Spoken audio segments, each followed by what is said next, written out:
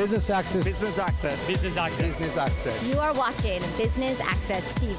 Business Access TV. Serious about business. Serious about business.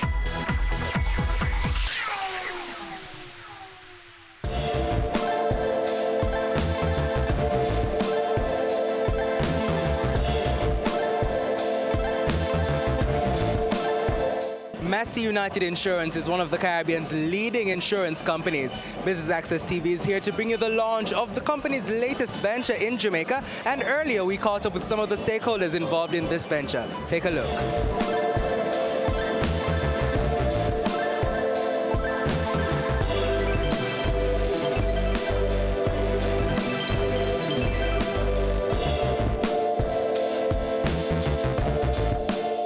We're very excited to be here in Jamaica. The Jamaican economy, as you know, is doing extremely well. The opportunities here seem to be very positive. The stock market has been doing fantastic. Many years ago, I spent quite a bit of time in Jamaica back in the old FinSac days. So I've seen the hard times here. I've been here when things were tough. I used to work at Barbados Mutual, which became Sagicor, and ended up owning Life of Jamaica and things of that nature. So we've seen the Jamaican economy at a different time. This time we're seeing it, I think, in a whole new light. And we see it as a real opportunity. Massey Group has quite a bit of businesses here. We have the Massey Gas Products, Massey Technologies are here, Massey Distribution. And we saw this as an opportunity to move our insurance division here. And we look forward to, Massey United is like the number 5 or in the top 5 insurers in the Caribbean. And if you really want to be number 1 in the Caribbean, you have to be in Jamaica. And we're here, and we intend to be here for a long time and to participate in the market in a very significant way. Well, competition is a fact of life in the business world. And we've been competing with many different insurers all over the Caribbean. We've been competing at the Massey Group level with all sorts of different companies. So we have, competition are not enemies. Competition are people in the same business as you.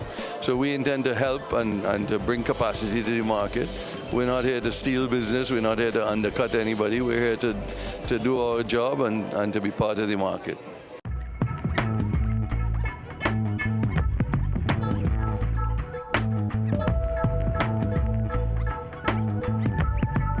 So I'm Randy Graham. I'm the CEO of Massey United. And let me start by saying we're very happy to be in lovely Jamaica. I mean, we've been trying to get into Jamaica for a long time, and we're happy to be here. Massey United operates in 19 territories now. Jamaica may be the last one that we go into for a while. And we have these operations set up across the Caribbean. My office is based, the head office is in Barbados, but we have offices, as I said, set up in many of the other territories in which we operate. So our team moves around to make sure that we give everybody, due coverage, and we're looking forward to spending some time in Jamaica. The company is actually about 130 years old. I mean, we are an old insurance company. As United, we are about 40 years old. Started a lot of our work in Barbados. So Barbados, we are a major market player in Barbados. We are part of the Massey Group, so we now become a major market player in Trinidad. So those are probably our 2 biggest territories. We are also a pretty big player in Curacao, and we are a big player in St. Lucia and Antigua. So, I mean, if I had top 5 or 6 countries, those would be our big countries. Since we started to branch out, we haven't really been trying to get more than 10% of the market share in any one territory. So the newer territories, we have smaller market shares in those territories by design. So again, in Jamaica, we're happy to be in Jamaica, but we're probably not going to be looking to be very aggressive to go past a big market share, because that's just our natural strategy now, to have smaller market shares in many territories across the region. We believe that Jamaica is a major and critical part of the Caribbean, and far apart from offering insurance, Massey United also does its part to develop communities in which we operate. We've seen Jamaica go through its ups, its downs. It's on a good path now. Development is occurring in the right way in Jamaica, and we want to come and be a part of that. So we're going to help the community. We're going to do what we can to help the country in any way that we can, and we are excited to get into Jamaica.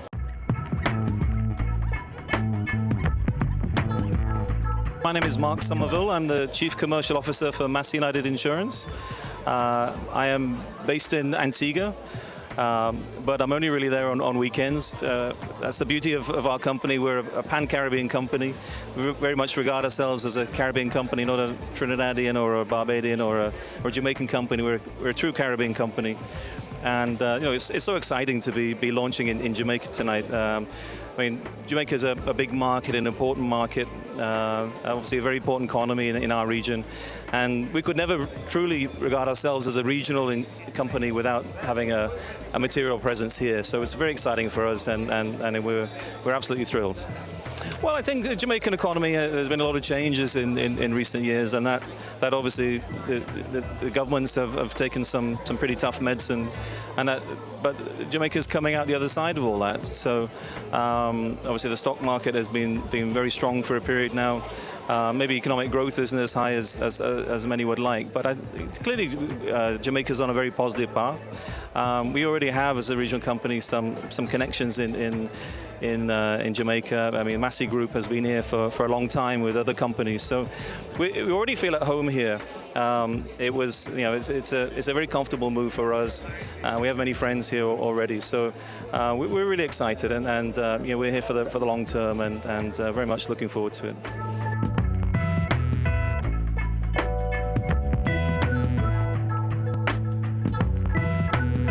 We're very excited about this new chapter in our life. We've been waiting for a little while, and it's happening now.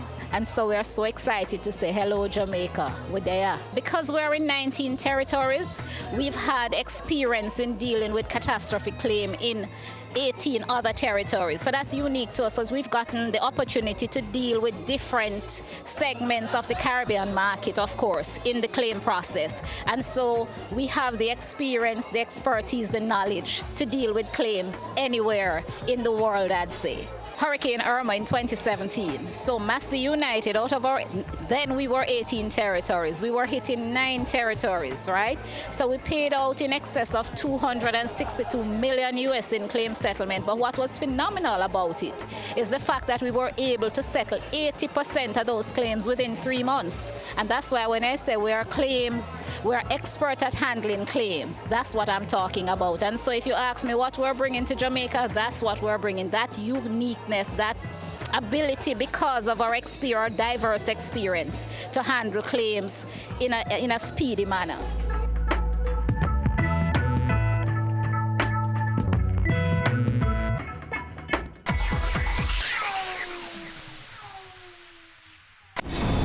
We are back with another exciting, innovative, and inspiring season.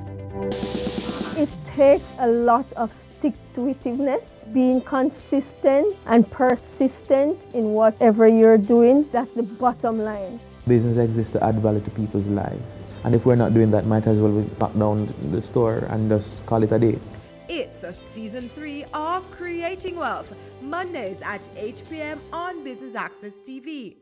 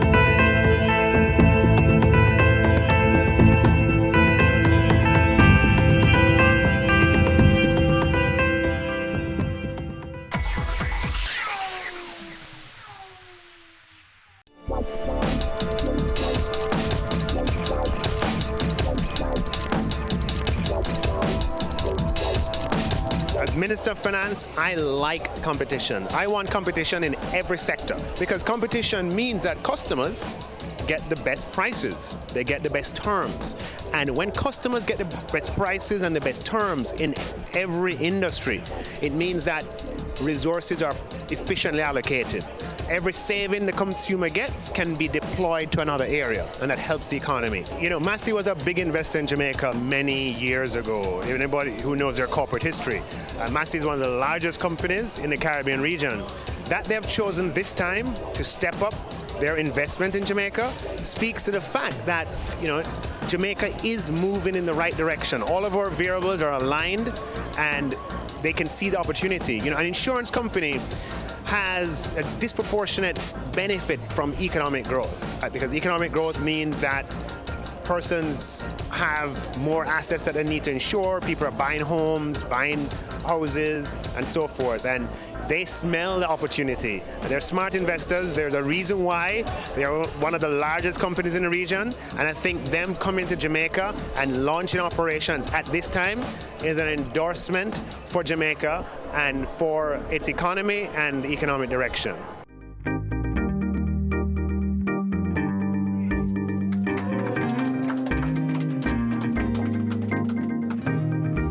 Massey United Insurance brings the number of operating companies in Jamaica to 4 and joins Massey Gas Products, Massey Technologies, and Massey Distribution. We have waited long for this occasion.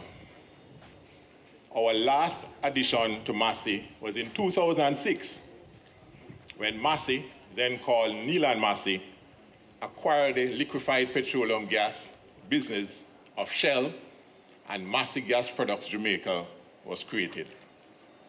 Massey Gas Products Jamaica, known to many of you as GasPro, has over the last 12 years established itself as one of the best performing companies in the Massey Group. So a local company is one of, or maybe the very best performing company in the entire Massey Group. We are indeed proud. In 2018, our revenue was $1.9 billion US. We operate in 12 countries and have over 12,000 team members. While size and scale are important, we are more proud of who we are. We are the Massey Group. We have been around for 9 decades, and each day, day in, day out, we live our values: honesty and integrity, collaboration, responsibility, growth and continuous improvement, and love and care. Simply put, we'll walk away from any business opportunity if we cannot win that opportunity legally and ethically. We are a force for good. And this is what the Massey United Insurance team will bring to the industry and to the country at large. We are just as passionate about our social responsibilities. So as we expand our business opportunities in Jamaica, we want to ensure that the communities in which we operate are enhanced because of the presence of Massey. So we have a number of educational support programs, our scholarship programs, and in last year, the Massey Jamaica team partnered with United Way of Jamaica to create a different environment for a number of basic schools as they began the current academic year. We also believe in the private-public partnerships. And as soon as Minister Tufton's schedule permits, we will launch or we'll participate in the Adopt a Clinic program, and we'll adopt the clinic in Seaview Gardens as the Massey Jamaica team to ensure that the residents of Seaview Gardens and its environs get quality health care in their communities without having to go outside.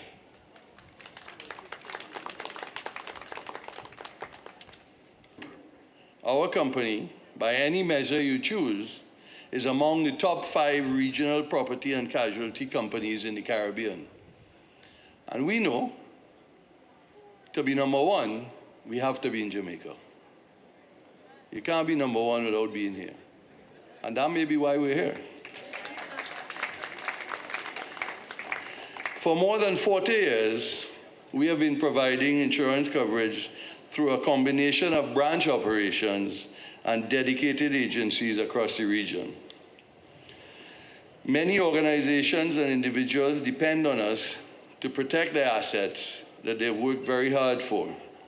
In a region plagued by disasters, particularly hurricanes, our diversification is a strength we pride ourselves on being able to provide and on which customers can rely. What you may not know about Massey United is that we have probably been the most tested general insurance company in the Caribbean. Over the years, we have responded to numerous natural catastrophes and are proud of our strong reputation for customer service and responsiveness to our customers when it really matters. Massey United Insurance has maintained strategic relationships over the years with some of the most reputable reinsurers in the world. Our comprehensive reinsurance program with A-rated reinsurers only is a key contributor to our exceptional claims payment history, which continues to distinguish us from our competitors and help us retain market share in key areas. Our strategy for Massey United Insurance in Jamaica, as across the region, is to profitably grow our insurance portfolio in line with our strong underwriting standards by offering superior insurance protection and customer service as a trusted partner across the regional distribution network while maintaining a strong AM Best rating and improving returns on investment. There has been some concern due to our size and reach that Massey United would seek to gain market share here in Jamaica with low premiums. That is not our strategy. As we begin to write business in this market, we will continue to offer premium rates in line with the quality security that we provide to our clients. This company also shares the group's commitment to be a force for good. We have not only focused on providing excellent general insurance coverage, but as responsible corporate citizens, we are also robust in our support of our communities. We will therefore remain committed to improving social cohesion within the territories in which we operate, including Jamaica.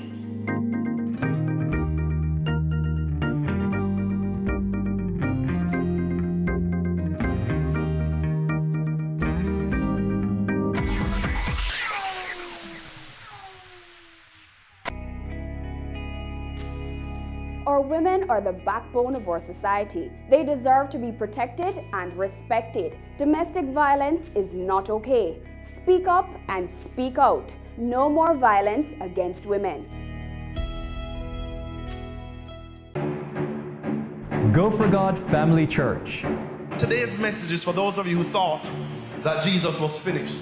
Inspiring messages. I'm here to tell you today that you are excellent. God is excellent. Empowerment from biblical motivation. To be glorified means to endow with authority. A woman is a powerful, creative being.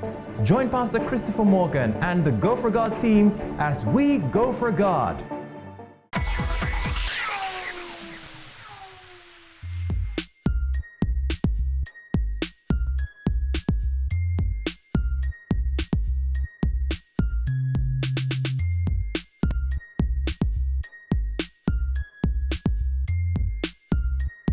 We have the longest stretch of quarterly economic growth since we started measuring growth on a quarterly basis, 15 consecutive quarters. We have inflation that has been low and stable for 4 years. We have debt at the lowest level in 2 decades. We have employment at the highest level ever in our history. Our credit rating is the highest in 10 years. Credit growth is at a 6-year high. Should I go on? The best time economically in Jamaica's history. And when an organization like the Neela Massey Group that has opportunity to invest anywhere they want, you heard him, they're in over 19 markets. They can go north, they can go south, they can go east, they can go west. And they choose to set up operation in the insurance business, which is a business that takes on risk. This is not a shop. This is a business, they're coming to Jamaica to take risk, insurance risk. it tells you that they, like us, smell opportunity. And it is my job to welcome them to Jamaica. Please give them a round of applause. Now, on the topic of insurance, financial services in general, the key component that we introduced to be effective April 1st is going to make financial services much more competitive in Jamaica, because the cost of switching is going to disappear. So if interest rate reductions are not passed through to the customer has the opportunity to change institutions, because the cost of doing so has been, what word should I use? Not reduced is too gentle a word. Has been demolished, has been eroded, because those costs were significantly costs imposed by the government. Now, this is important, and the entry of United Insurance to Jamaica is important in the same vein, that competition is good for Jamaica. We want a Jamaica where there is competition. We want competition in every sector. Massey United is in the business of insurance, and in general insurance, all kinds of liabilities, marine liability, cargo liability, aviation liability. I think I'm doing a sell job for them. And of course, insuring property against fire and flood and natural disaster.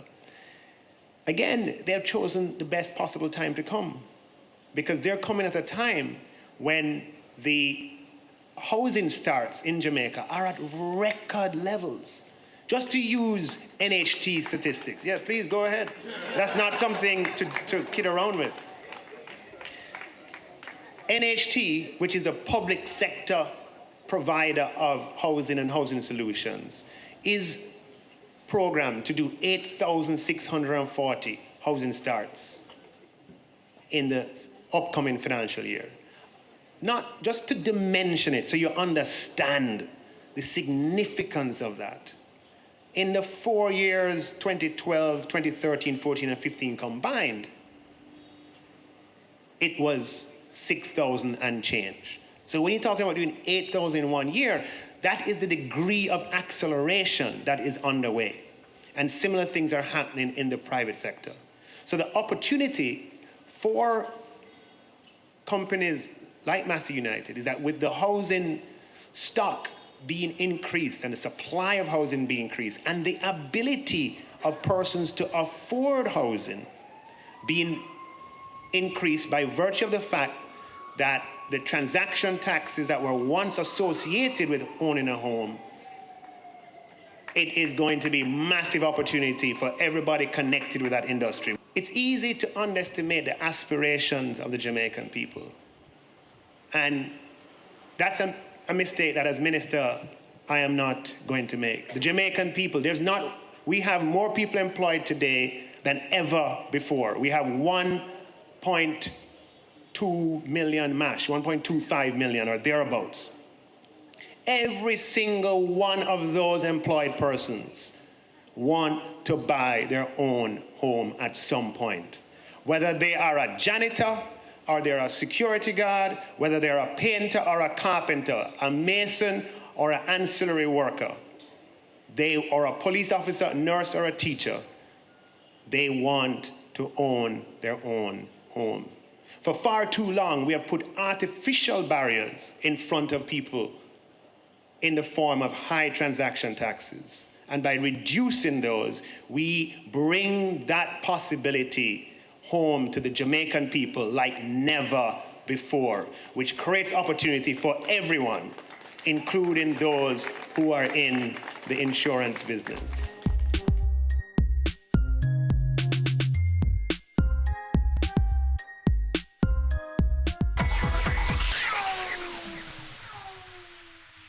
Ready for cable for as little as $100? Ready for no monthly cable bill? Ready for 10 TV channels absolutely free? Then pick up our Ready TV box at authorized stores for $4,500. Hook it up to your TV set, then top it up with Ready Credit for 1, 7, or 30 days. Buy now and get $1,000 free Ready Credit and start watching your favorite shows. Pick it up, hook it up, top it up. Ready TV. Prepaid cable TV when you're ready. Now serving Kingston and St. Catherine. Limited time offer while stocks last. Conditions apply. Your business matters. Business Access TV offers you the most innovative and effective advertising solution for your business, specializing in B2B sales, cost-effective solutions, the customers you want, the repetition you need. No matter the size and nature of your company, your business matters. Call us at 876-618-28701 or email us at sales@batvja.com. Business Access TV, serious about business.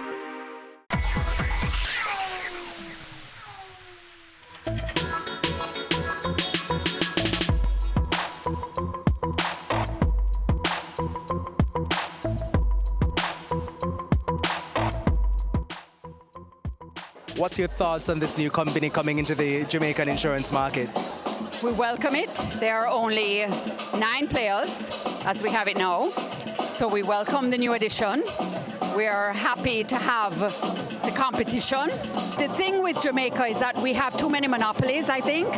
And I feel that the clients will be happy for an opportunity to have more of an option of where they can go. Whether it's through a broker or through it's direct with the company, it's always a good thing. Massey, we've been hearing about it for a long time. We've been anticipating them coming to Jamaica, and we're very excited at Billy Craig to welcome them to the insurance group, and we're happy to have them as a partner. Since they've actually started, which has started early in January, Billy Craig has already started doing business with them, and our clients are excited to have them as well. What are some of the new things they probably bring to the table that was not in the Jamaican market that you think is exciting for consumers? Well, each company has their own way of doing business, and Massey brings their way of doing business as well. The people they have are incredible. Winsome has been a partner for us from before, and having her as a Massey team member, I think is a perfect choice. How do you think consumers are reacting so far with this new company in the market? Interested to ask a question. When they came to Jamaica, one of our largest customers in Montego Bay, they actually came and visited with them, did a site visit. The head of Massey came down here, Winsome was with him, and the client had a wonderful interaction. So I would say that they're primed to do business in Jamaica. I do believe that it's a great move by Massey coming into Jamaica. What it does, it kind of creates competition for the market that we have and will allow us to actually get better rates. How do you think consumers will feel about this new company coming into the market?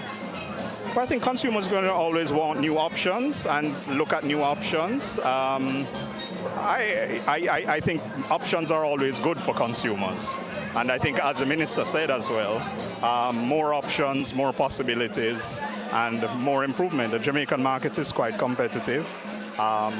It's a very sophisticated market, and I think we can only participate and improve the market. Thank you so much. Well, I think competition is always good. The client is the one who gets the benefit of the competition. But separate and apart from that, we work together as an industry and we try to solve industry problems. So it's always good to have another company entering the market so that the consumer can win.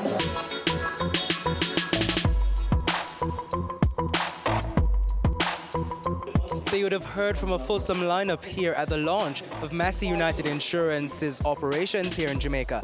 Thanks for watching BATV's coverage of this launch. I'm Javon Keys for Business Access TV, serious about business.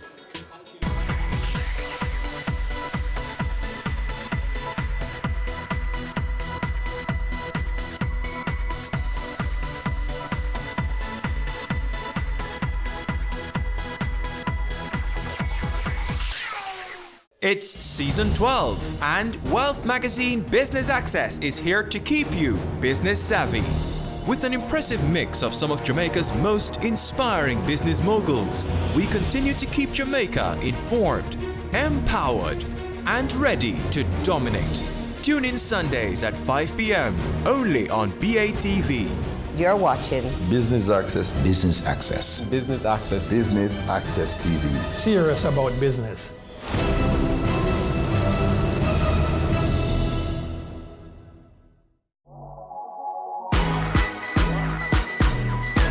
The Good Life, your trusted source for useful health and wellness information, lifestyle tips for the mind, body, and soul.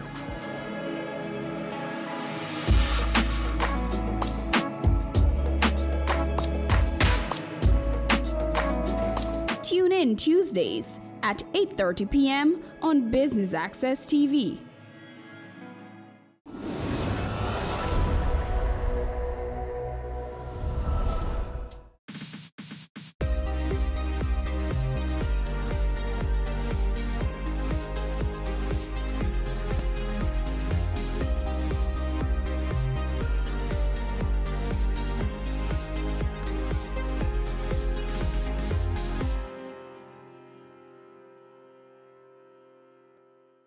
On the pages today, we celebrate Jamaica's rich natural heritage and history, plus the Blue Mountain Coffee Festival trending on the Gastronomy Trail. Yes, you're tuned in to Jamaica's #1 magazine program. Sit back, relax, and keep watching today's show for these and more to come after this message. Water is precious. So we encourage everyone to practice the 4 R's of water conservation. Always remember to reduce your use of water wherever possible. Replace water wasting devices with water savings devices. Reuse water wherever possible. And wherever leaks are found, please repair them and repair them quickly. Don't delay. Practice the 4 R's of water conservation today. Home of the National Gallery West, a museum housing aspects of the Jamaican history and heritage, the Montego Bay Cultural Center offers edutainment as well as a multi-purpose town hall and tour experience for locals and visitors alike. Find out more in this next feature.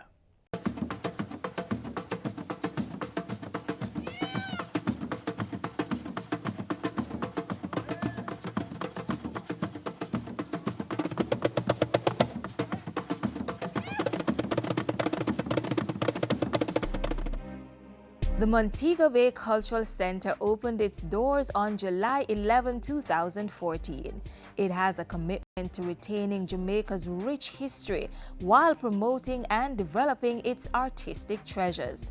Today, it is the home of the National Gallery West, which is an extension of the National Gallery of Jamaica and the National Museum West. It also hosts a multi-purpose town hall and Freedom Monument. The Freedom Monument chronicles the names of the slaves who were harshly sentenced for their participation in the Christmas Rebellion. National hero Sam Sharp was hanged on the front cobblestone of what is now the Montego Bay Cultural Center for his leadership of this rebellion.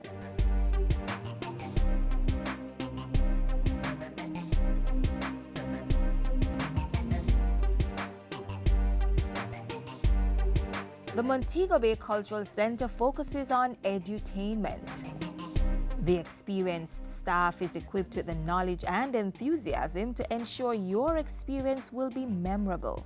One of the main goals I think all the entities and the cultural center itself has is the concept of edutainment. It's really not just about educating but also entertaining, making it not a place that needs to be a chore to visit for our school constituents. Through an influx of cruise ship passengers along with local visitors, the center experiences a growing number of 800 to 1,000 visitors on a monthly basis. The National Museum West has an assortment of artifacts that speak to the history of Montego Bay and the wider Jamaica. Exhibits like From Montego Bay to the World capture the development of the city from the days of the Taínos onwards to independent Jamaica. Other exhibits spotlight important groups like the Rastafarians. When one moves to the National Gallery West, Jamaica's rich cultural heritage will continue to unfold through artistic creations. Along these walls, visitors will find works by Montego Bay-based artists Michael Lester and Marcia Biggs. Views from this spectacular interactive projection exhibit by David Gums from Martinique are awe-inspiring. The Montego Bay Cultural Center is aiding the Ministry of Education in reintroducing civics in the curriculum. It has hosted a 2-week summer program for students, facilitating in-depth learning of the arts and/or culture. On your next visit to this dynamic facility, you are encouraged to take along any artifacts, historic information, or personal items that you may be willing to contribute to Jamaica's historic archives. The Montego Bay Cultural Center is being financed by the Tourism Enhancement Fund, but achieving sustainable funding is its ultimate goal. To help with that, the center operates a gift shop where you can purchase souvenirs and Montego Bay Cultural Center branded apparel. It also generates revenue through the car park, town hall, and the collection of admission fees. Admission to the center is $400 Jamaican or $8 US. Students and teachers enter free. It is opened Tuesdays to Sundays, 9 a.m. to 5 p.m. So what are you waiting on? Visit the Montego Bay Cultural Center today and prepare to be edutained.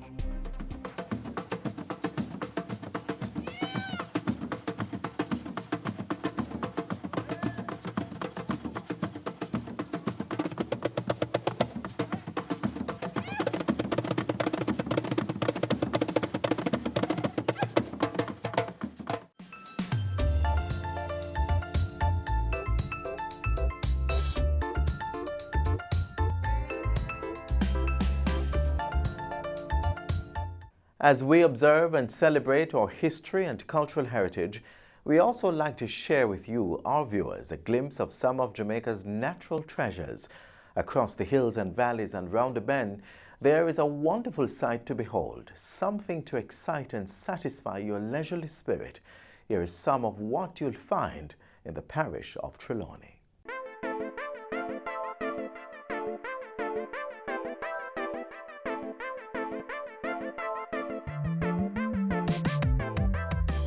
In Trelawney, there's a little of this and a little of that. So all you have to do is come discover and experience.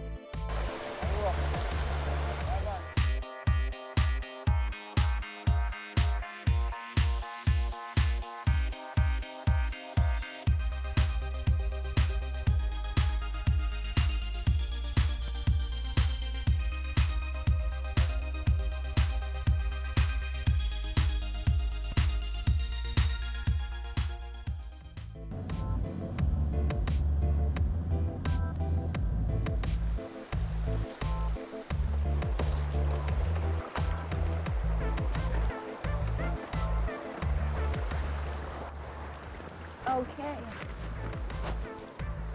Rafting on the Matabray River is part of the offerings here in Trelawney. So when next you're in the parish, come on down. Captain JK, take it away. Yeah, man. No lele. We don't play. This is how we stay. Everything gotta be okay. Hey. High five. Blessed. Yeah, man. So how long you have been doing this for? I've been doing this over 2 decades now. Oh, 20 years. So I know this stuff quite well, you know? Okay. But actually we're on the rapids now, you know? Wait, stop. We can't end this moment so soon. No, sir. Hold this frame for a little while till we go check out some other places and come back.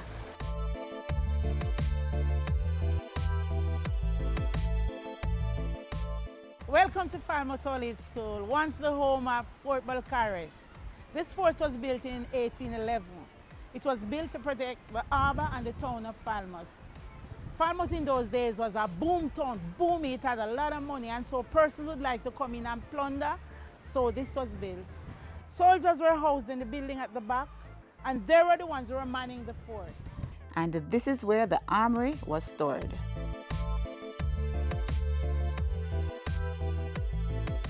Now, in later years, the fort was used no more, and so in 1902, it became the Falmouth All-Age School. Now check out this almond tree. It is said to have been around before or from the days of Fort Belcarres, which means it is well over 200 years.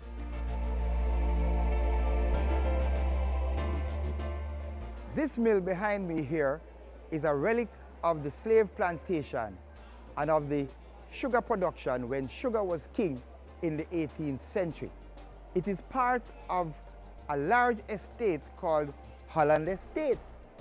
The thing about it is, this property no longer belongs to a slave holder, no longer belongs to a sugar plantation, but is actually the site of William Knibb Memorial High School, named after the famous emancipator, William Knibb. It is quite ironic that in a place where slavery thrived and our forefathers suffered, now sits an institution of learning for the descendants of those very same slaves. Ironic, isn't it?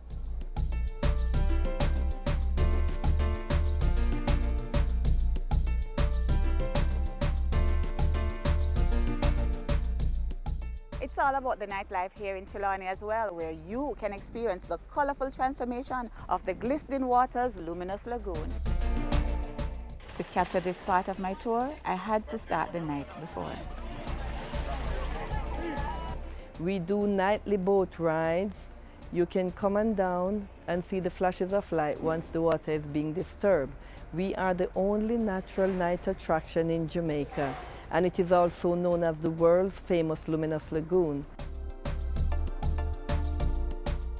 We had a magical experience tonight. It was a great time. Highly recommend it. We'll definitely be back. Nothing like it in the world. I've never seen anything like this. So awesome time. Glistening waters to the world. You see why you have to come to Trelawney? And if bargain is what you want, then Bend Down is the place to be. What on, my friend? Then, all right, tell me, what's so popular about Bend Down? Bend Down, everybody can come here, so can get cheap goods, cheap clothes, everything. Oh, so how you get the name Bend Down? People from all over Ireland, just come here, so they just throw down their things anywhere and sell. Oh, and people used to have to just bend down and Yeah, pick people up the just stuff bend down and and things take up there. anything. All right, so I'm here for some bargain, so maybe I should bend down and pick up mine. Bargain for real. $100, another 100, another 100, 300, and I'm going for more.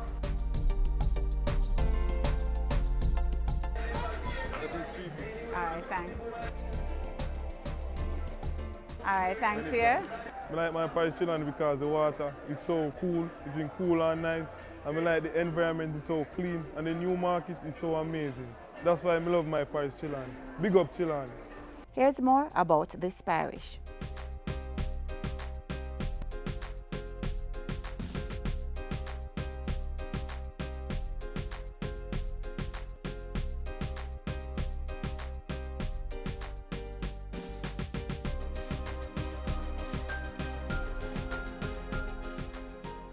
It's all about peace and tranquility, ambience and relaxation, Yeah, man. Bless up. After a long day exploring Trelawney, this is the perfect end. Just relaxing on the Martha Gray River. Until next time, when I catch you around the bend. Later.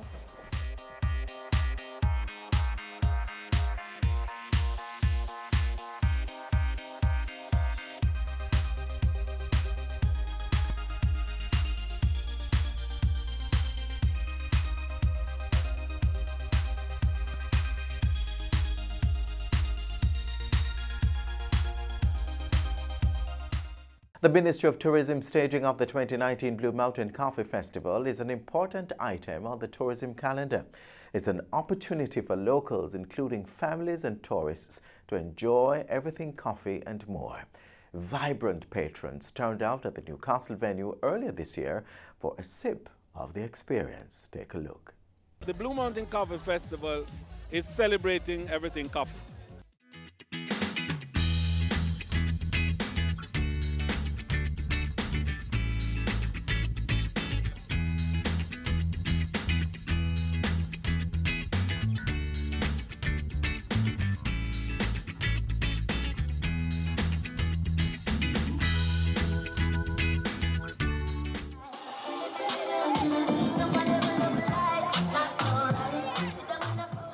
Not sure if it was the caffeine, but everyone seemed to have been on a high for this festival. It was pure niceness all around. A coffee festival. Listen, today me rise like the sunrise, my bright and my upright. No one can break my vibe. I'm in a crew who want fight, who want criticize. I'm on the higher heights. Tell them, say what you want to, do what you want to. It's no concern to me. And if you feel alright in the party, well, everybody just move with me. It's good, very good.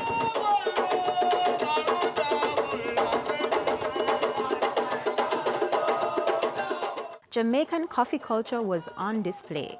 As Tourism Minister Edmund Bartlett puts it, coffee is a preferred drink and Jamaica's bean is considered the best in the world.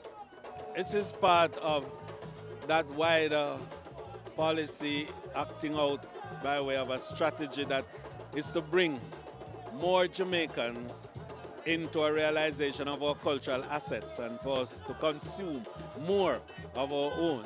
And then secondly, to bring the world to us to enjoy and to consume at a price all of these wonderful assets that we have. It's enabling the world to come and to not just to taste the richness and the uniqueness of the Jamaican coffee strain, but it's also to show what can be done with coffee, the numerous applications of economic value that can inure from this experience, and how our artisans and our farmers and our creative people can use this asset to create wealth and to make a better community. So the festival, yes, it is about camaraderie, it's about bringing people together. Yes, it's about culinary delights and imbibing, but it's also about a greater economic good, which will see to the enrichment of our Jamaican people. The Jamaica Defence Force Newcastle training base provided the location for the foreplay with coffee. There was no conflict in sight, but rather an interest by the young and mature to indulge in the bean at the country's highest peak. With the mist hovering, patrons sampled and tested all there was to offer. The beer vanilla nutmeg, it is awesome. Well, first of all, my hand feels smooth and soft and sexy, so it's really lovely. We have a coffee cake for $300. Dozens of local brands showcased the best of coffee byproducts and how the bean may be stretched to gain needed foreign exchange. Our coffee rum cake here, so all you get is a nice decadent cake. It's, trust me, wonderful. What we are doing today is very old school style brewing method called pour over coffee. That's basically we are doing everything from scratch. Grind here and then brew here and then serve fresh. I have to thank the Ministry of Tourism for that particular insight in understanding that for the coffee farmers to do well, we have to move from just thinking about coffee as a drink. I love it when they make it in those nice iced drinks as well. I love coffee cake. I love coffee sweetie. Lord, do not understand. All those liquor brittles with the coffee and the peanut or the cashew. Coffee to the world. The inaugural staging of the Blue Mountain Coffee Festival has set the stage for what is expected to be an even greater event in the future. I've been waiting for something like this. We're going to market it internationally. We're going to get into the magazines and into the digital marketing avenues. We're going to utilize all the media to showcase the images of Jamaica through this festival. And it is going to be a huge marketing point for us. I am having the cappuccino with spiked with a little Bailey's rum cream. Yeah. It's a good experience and it has potential for growth and it has also potential for tourism growth as well. I'm from St. Mary and it's wonderful and it's It's very nice to see that we've got such beauty in Jamaica, and most of the time we Jamaicans, we don't know about these places. I've tried the coffee liqueur and it's wonderful, so I'm going to get a bottle to take back with me. Amazing. It's absolutely, I've never been to the Blue Mountains before or anywhere up this high, and it's gorgeous. Surprised at how many people are here and how much is here on offer. It's wonderful. It's fabulous. We've had a great time. Coffee ice cream, great, absolutely fantastic. It has a creamy, velvety taste, and it was made right in front of me, right there, by Candy's Delight. To try, definitely. It is something to behold. Real coffee is blended in there. It's my first time here and absolutely loving it. I love the different products and everything. Well, next year everybody come on out.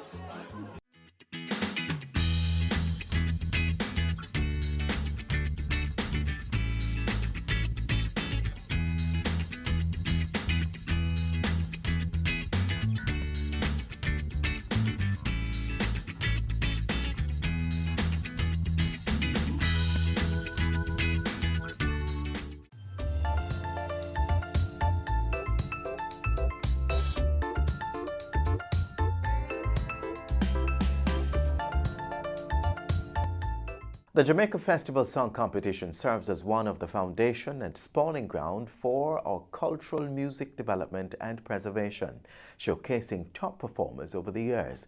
These original songs, reflecting the spirit of the Jamaican people, provide a backdrop for the annual emancipation and independence celebrations.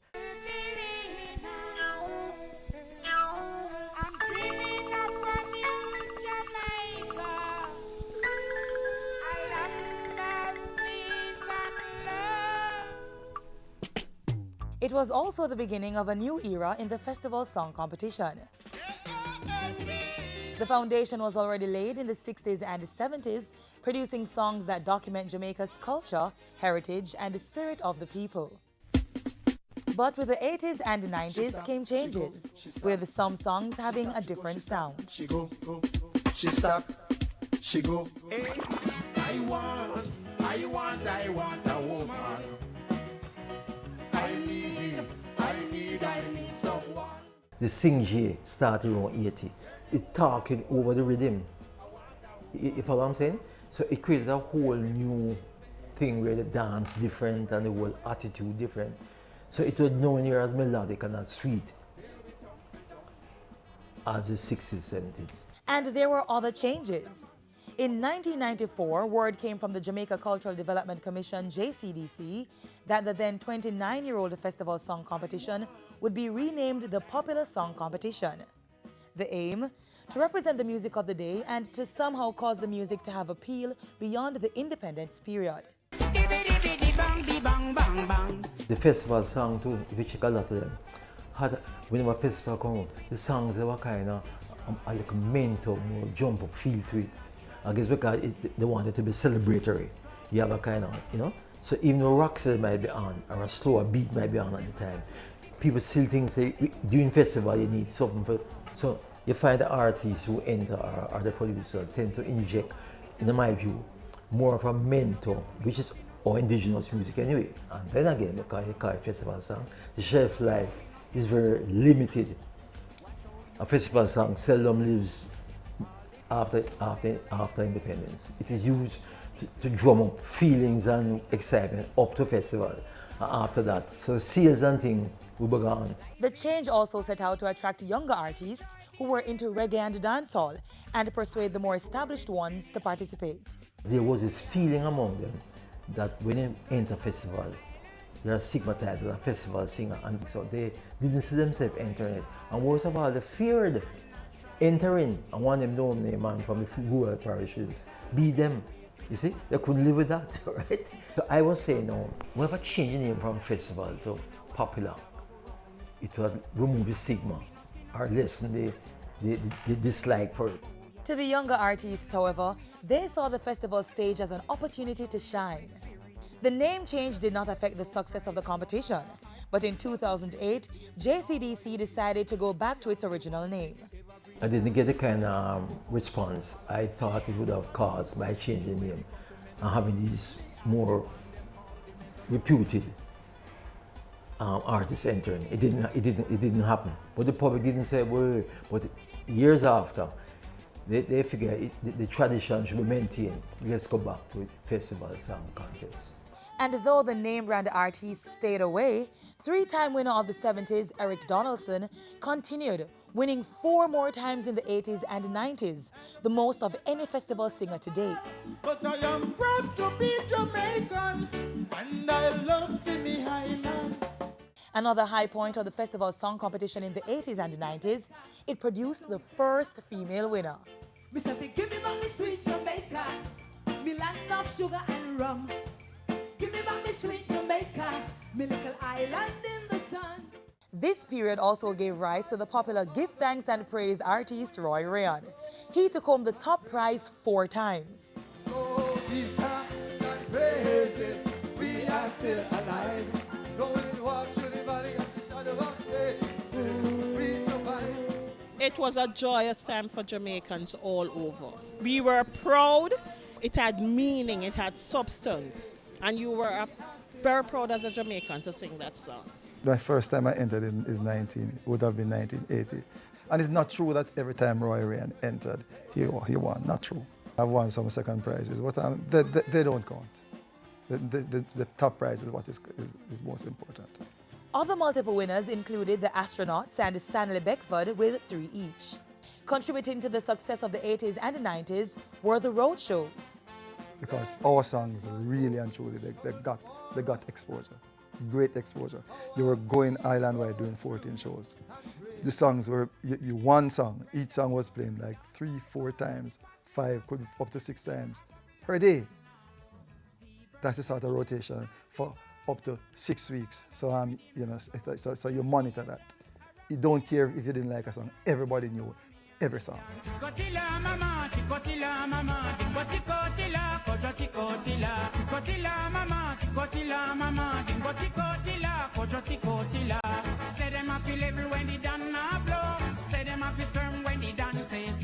Over the years, the JCDC has ensured that the festival song competition continues to produce memorable celebratory songs, creating a kind of hypnotism that draws people to the finals year after year to support their favorites.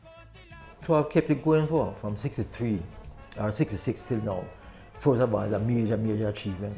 And I think it's a flagship item on the JCDC's showcasing of our culture each year. All nations have the sensation, and every nation have the moderation. This is the time for a happy meditation. Nobody first enjoy the celebration, yeah. Mama, daddy, auntie, daughter, and youth man, enjoy yourself in your homeland. A little more, I and I rope in, go rubber dub it, man, I will lick a scene. Cause when I check it out loud, no way no better than yard.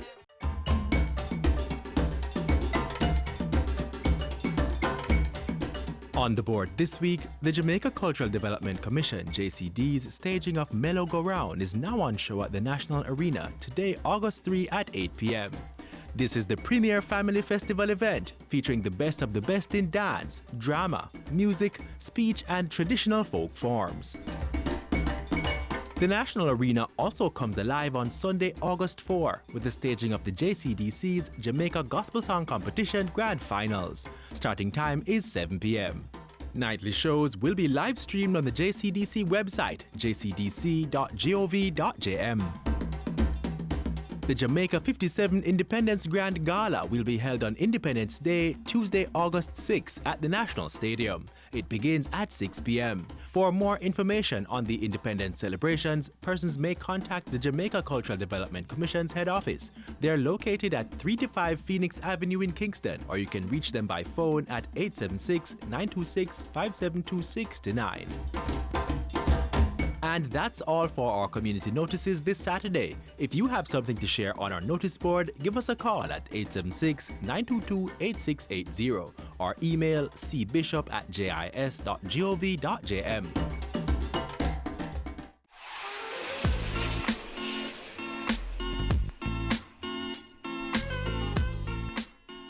We've come to the close of Jamaica Magazine for today. We hope you've been enlightened and ask that you join us again tomorrow for more.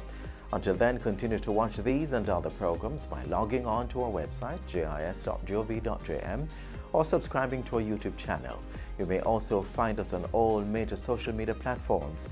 On behalf of the entire production team, I'm Adrian Atkinson reminding you that Melo Go Round will be on show tonight at the National Arena at 8. Thanks for watching.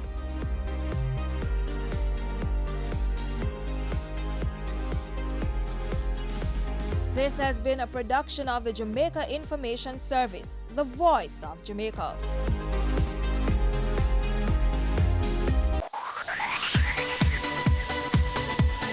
You're watching Business Access TV. Business Access. Business Access. Business Access. Business Access. You are watching Business Access TV. Business Access TV. Serious about business. Serious about business.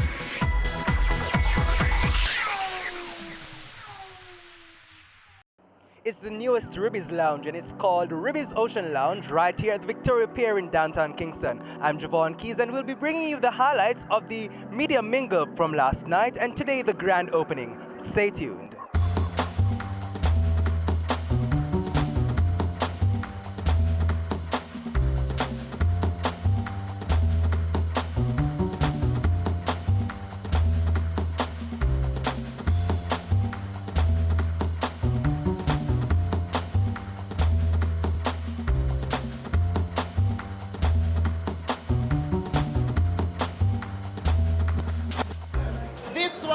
Pirates Cove.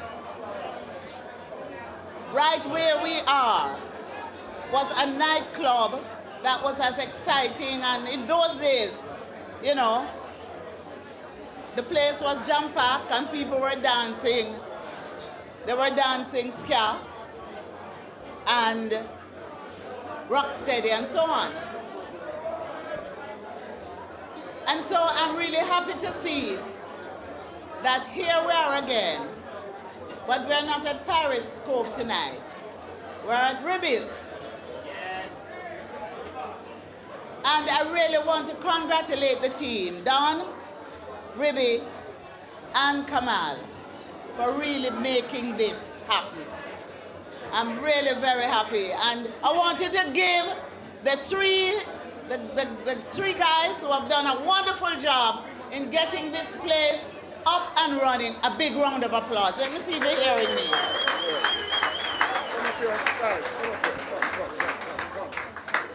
Now, things are going to get even better, because as we open up Port Royal to visitors to Kingston, because Port Authority is now introducing what is called a sea walk, and the ship will dock out at sea, and we'll have a floating pier.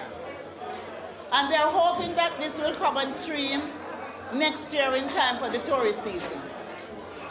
And as the ferry is reintroduced, and we have all kinds of exciting things happening in Port Royal and downtown Kingston, it is going to be rivaling other waterfronts, other places in the world. I'm only sorry that I had an apartment in the Ocean Towers and I sold it. Big mistake. Big mistake. And so I just want to wish you all the success. And as we finalize arrangements to declare entertainment zones, this will be one of the first locations to be officially declared an entertainment zone. So joining us now is the Minister of Entertainment and Sports, Olivia Babsy Grange. How are you, Minister Grange? I'm good, I'm good. How are you enjoying the Ribby's Ocean Lounge experience? It's great, and in fact it takes me back to my young years, because this is a space where we used to have a lot of fun. Victoria Pier, Pirates Cove, it was the happening, and I'm happy to see downtown Kingston is coming back to its former glory days. So, entertainment is something that we all want to see being developed in any major city. Tell us, how does this setup add to that thrust towards developing entertainment in Kingston? Well, Ribby's is bringing back life to our capital city. And you know, entertainment is at the center of Brand Jamaica, our culture, our music, and our creative people. And so, entertainment downtown Kingston is gonna really open up the city. It's a cultural city. We are designated the UNESCO Creative City of Music, and we are now waiting on our nomination of reggae as Jamaican heritage music to be inscribed on the UNESCO Intangible Cultural Heritage Site. And when that happens, that will be the icing on the cake. And so, when I see all that's happening now downtown Kingston and what is projected to be done, just the vibrancy and the old charm of Kingston and the excitement of this cultural city is going to just explode. I'm a downtown girl, born and bred in West Kingston, downtown Kingston. And we are used to a city that does not sleep. And over the years, things had just basically stopped happening. So now we're seeing the regeneration of Kingston, the capital city. We're going to see a rebirth and a resurgence of activities and prosperity. Welcome, welcome, welcome to downtown Kingston. It feels really, really good to be right here with the friends and family that are in the building tonight. We've been open for approximately, I would say, a month with a soft opening in September, and today, November 1st, is historic. When you came inside, you saw a ribbon on the front door, which will be cut shortly, and it is symbolic for the reopening of this space downtown Kingston. For a lot of persons who may not be aware, we will be open 7 days a week, starting at midday every day, starting today. 7 days a week, you will be able to come downtown and have top quality entertainment, drinks and food until midnight, and on Friday and Saturday until 2 a.m. At least. At minimum, until the minister declares the entertainment zone. And then we suspect we can go for 24 hours. Yes. Ladies and gentlemen, let me welcome you all again to the new Victoria Pier. Done. Right here in downtown Kingston. Yes, I got a little tongue. Tonight is a milestone in the entertainment industry, as the older folks, a little older than me, would have experienced, as what Baptist said, the minister, that Victoria Pier, a long time ago, was the spot, the place to be for entertainment. And tonight, the brand Ribbies is here with us to launch downtown Kingston right here at the new Victoria Pier. And we are happy that you all could take your time out to be with us and experience Ribbies Ocean Lounge. I think we have said enough, and it's time to eat, drink, and be merry. First of all, let me welcome Business Access TV to Ribbies on the Ocean. The opening night last night has been exceptionally supported by the press and the media, and I must say everything has been going fine, and the response for Ribbies Ocean Lounge has been marvelous. People have been coming, people have been calling, and the atmosphere down here is superior. Ribbies Ocean and Ribbies Ultra Lounge at Barbican are two different personalities in terms of our decor, you know. So you would like either one whenever you come to Barbican or on the ocean. Come on down, downtown is alive.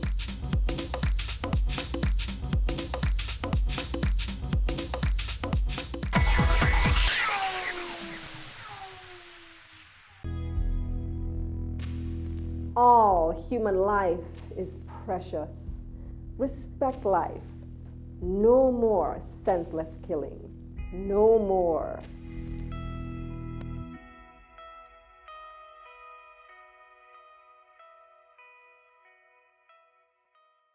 Ready for cable for as little as $100? Ready for no monthly cable bill? Ready for 10 TV channels absolutely free? Then pick up our Ready TV box at authorized stores for $4,500. Hook it up to your TV set, then top it up with Ready Credit for 1, 7, or 30 days. Buy now and get $1,000 free Ready Credit and start watching your favorite shows. Pick it up, hook it up, top it up. Ready TV. Prepaid cable TV when you're ready. Now serving Kingston and St. Catherine. Limited time offer while stocks last. Conditions apply. Welcome back to BATV's coverage of the official opening of Ribby's Ocean Lounge right here at the Victoria Pier in downtown Kingston. Stay tuned for more highlights.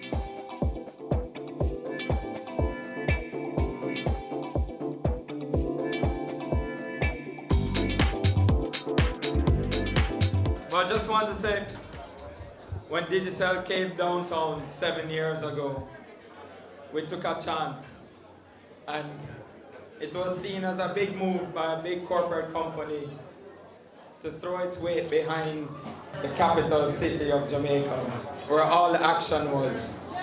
And we did it. And we are very happy to be part of what's happening in downtown. And we'd like to believe that we started the whole movement once again. And so I'd like to commend Ribby's, Don, Kamal, for showing faith in downtown and for investing in downtown and helping to bring Victoria Pier back to life with the Ribby's brand.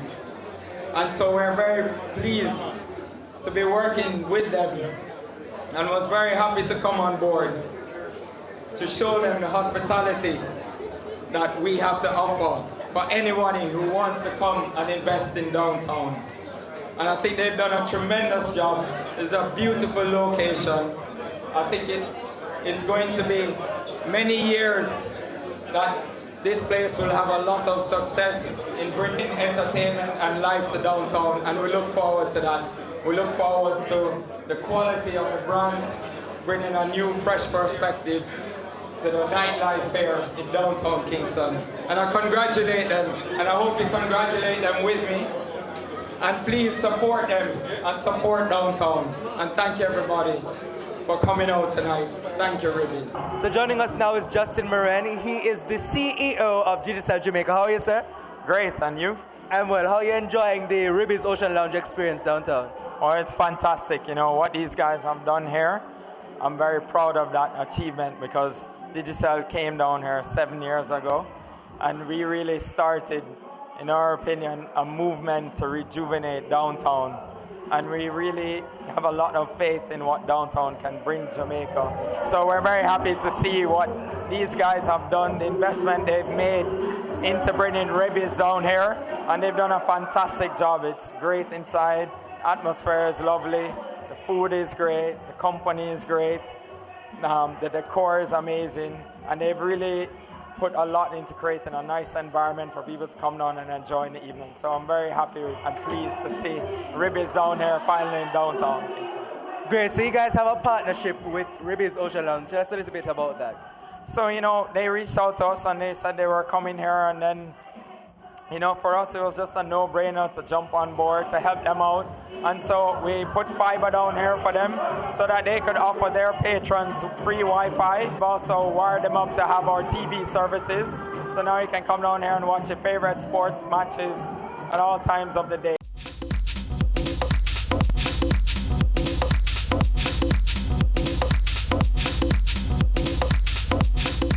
Ladies and gentlemen, it's a pleasure to be here and to be playing a role in revitalizing downtown Kingston, Jamaica. Loose Cannon Tours started just about 2 years ago. We have 2 weekly cruises. We also do charters. We've had a good relationship with Ribby's for that time. They have held our hand and helped us forge our way forward. And now we're continuing that partnership right here on the waterfront. So most of our activities, especially our charters for all the Christmas parties and so on, will take place out of Ribby's down here. and we sail out of here every Friday night. And we continue to work together. As you can see, this is a fantastic location right here on the water. And Kingston, it's hard to believe. 2 weeks ago on a Saturday night, we were down here till 4 o'clock in the morning and nobody wanted to leave. And this is Kingston, Jamaica. That's everybody is so comfortable downtown once again. I used to hear about it when I was a kid, how people used to walk back and forth downtown.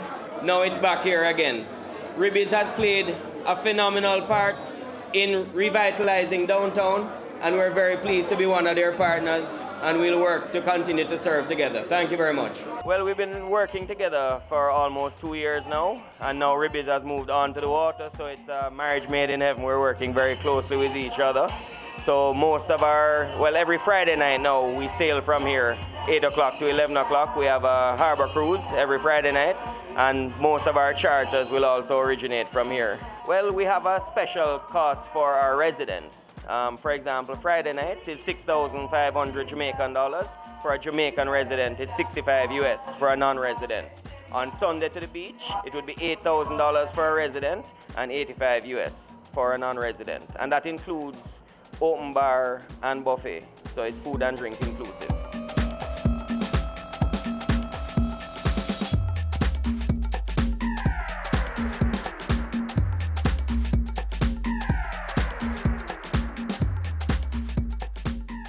Coming from Montego Bay, we own Pier 1, so we're on the waterfront. This is perfect for me. Finally, I can come to Kingston and go to somewhere that feel like I'm in Jamaica. What would you say to other persons with regards to establishing businesses downtown, entertainment businesses particularly? Well, obviously it's a hit. So I would recommend that anybody that have the pull, that can move people, move them to the waterfront, because it's much better than the congestion of New Kingston and a lot of the packed areas now. The waterfront is wide open, so I think it's a good idea. Let's struck gold. So far, what are you enjoying the most? So far, everything has been good. The liquor been good, the service been excellent, music been on point, and just the whole ambience is just fabulous. So with me now is Deidre, she's a patron here. How's the opening night for Ribby's Ocean Lounge? I mean, it's excellent. I'm having so much fun. It's great. So what do you say to other people who might be skeptical about coming on down? You should be here. You should be here. It's a good vibe. You'll enjoy yourself, trust me. And what's your favorite part of the experience so far? Well, everything. Everything so far. Yes, everything. So I'm sure you've been to the other Ribby's. Which you prefer and why? Well, I like the both of them, but because we have the water outside, that's a bonus right there.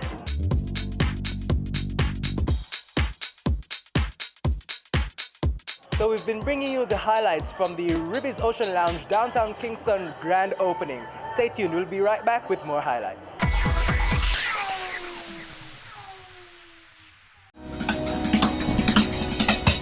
Cameo brings the creative industries to life.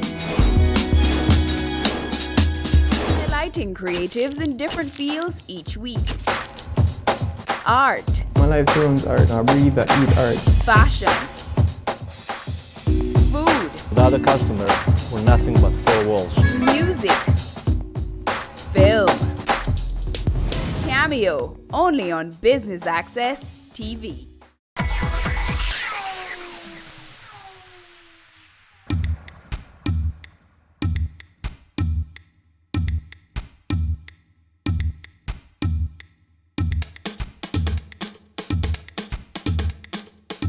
With me now is Mr. Kamal Banky, he's one of the shareholders in this Ribby's Ocean Lounge and the Ribby's franchise overall. Tell us, what does this establishment in downtown Kingston mean for you and your shareholders? For me, it's a triumph over the naysayers. A lot of people said we couldn't do it. A lot of people said we were crazy to decide to come to downtown Kingston. I said I believe in Kingston, Jamaica, and I want to build another franchise of our original business, successful business, Ribby's Ultra Lounge, on the waterfront. We got an opportunity and we said, well, guess what? We're going to bring our vibrations downtown and build the energy from the epicenter of the waterfront at Victoria Pier. Tell us some of the challenges that you might have faced in establishing Ribby's here. one of the things is really that people didn't understand what our vision was. I mean, they were like, you're going to bring a nightclub to the waterfront, like, because they see what Barbican is. But every one of our properties that we will open, I mean, this is the second one, will have a different identity. So this one has a distinct identity, distinct look and feel, a distinct layout, and that gives it identity, and will get the people that it's supposed to get. Host them in the way that they're supposed to be hosted. And for me, it's very important that people understand what we're trying to sell here. For me, the food experience on the waterfront is one of the most important things you can get. The bar experience is great, but when you come down here, you're going to stay here for 6 hours. And if you stay here for 6 hours, you're going to eat. And then you're going to have a drink. You might eat again and have 2 more drinks. And relax a little bit, drink some water, and then go to your yard. But most importantly, we are building an ecosystem of people here that are going to be very happy and very, very comfortable hanging out with us every day downtown Kingston.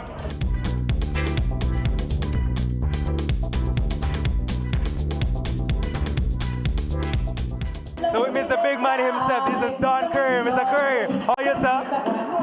I'm good. They say without vision the people perish. So we like to see when our visions come alive. All right, so tell us now, what led you to establish Ribby's Ocean Lounge in downtown Kingston? Okay, we have a vision. And it's not limited to locally, but anywhere in the world you go, your waterfront is usually the center of entertainment, etc. We are on the 7th best harbor in the world, and we had a discussion among ourselves, me, Ribby Kamat, and myself, and we decided that we, as a brand that is established, need to lead the revitalization of downtown Kingston. We believe in Kingston. We support the mayor's vision of Kingston. We support the government's vision of Kingston. And we basically just put our money where everybody just chat. This venture is successful because there are other people who are appreciative of our foresight and vision, and the support has been overwhelming. And I like to use this opportunity to say thank you. Thank you for the people who have come here, because we have opened this business and it has not affected Ribby's Ultra Lounge in Barbican. So obviously we're doing something right.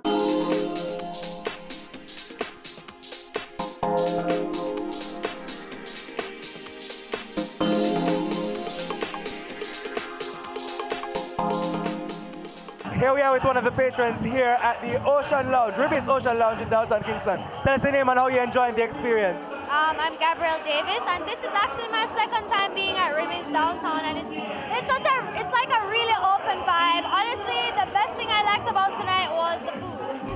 Alright. And what would you say to the person who probably be skeptical coming downtown? Honestly, I have never been skeptical about coming downtown, but to anybody who might be, I have nothing bad to say, no bad reviews. It's a very safe place. The food is good, the drinks are good, and the crowd is good. So I would say come. So I'm joined by Shelly. She's another patron here at Ribby's Ocean Lounge downtown Kingston. How are you enjoying the experience? Excellent, excellent experience. I mean, there's a lot of vision actually in this space, and I really need to congratulate Ribby and his partners for really putting together this. I mean, it's just all about the right persons, the music, the vibe, and of course the great cuisine. Excellent. So far, what's your favorite part of the experience? Boys, you're putting me on the spot, you know. I mean, I would say that everything really tied in very well. And that's what I would say. Tied in very well.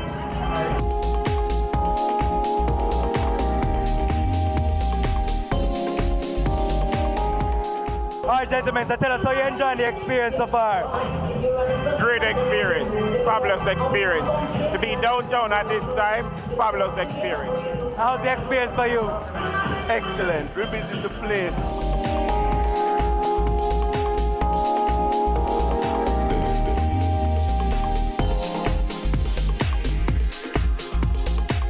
So with us now is Captain King. He's one of the bartenders here at Ribis Ocean Lounge, downtown Kingston. Tell us, how does it feel to work with the Ribis franchise? Well, I'm the bar supervisor here, and it's a great opportunity for me as a celebrity mixologist, I might call myself.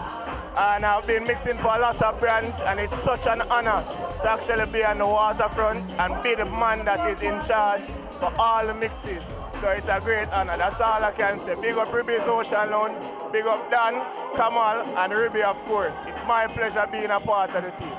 As for patrons who want to come out and come downtown to Ribis Ocean, so what are some of the specials that you have here offering? Oh my God.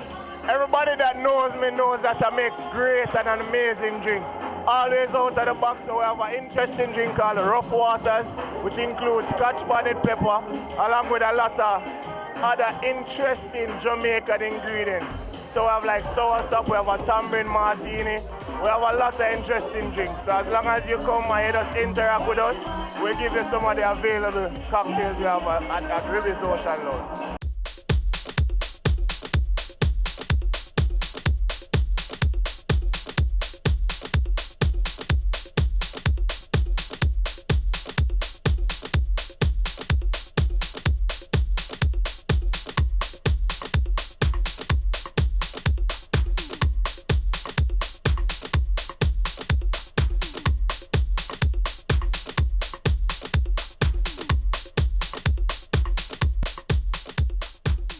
And that brings us to the end of our coverage of the Ribis Ocean Lounge Downtown Kingston Media Mingle. As always, thanks for staying tuned to Business Access TV. I'm Javon Keys, and remember, we're serious about business.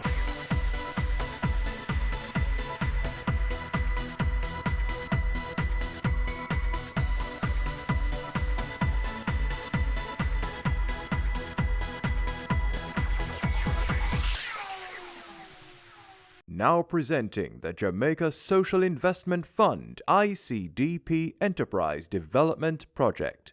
Entrepreneurial Grant Business Pitch. This project is a $100 million grant that's seeking to target 50 small and micro business enterprises and give them training, capacity development, equipment, permits and license towards the development and the viability of their business. We have made a call for proposal in March of this year for entrepreneurs to submit for the opportunity to receive a grant between $1 and $5 million. We received more than 500 applications, and so we have now shortlisted them to 100.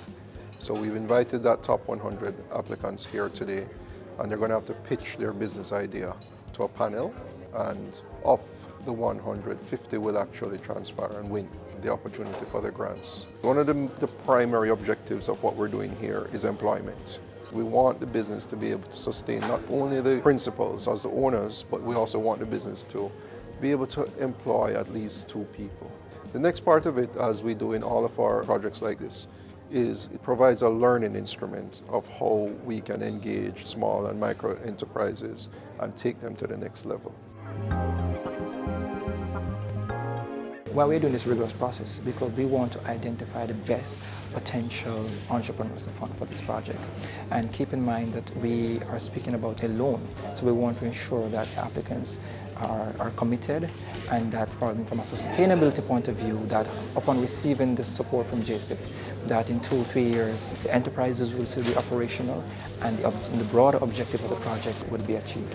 Once we have now equipped them and they should be ready to start the production line going, we'll then have a mentorship component.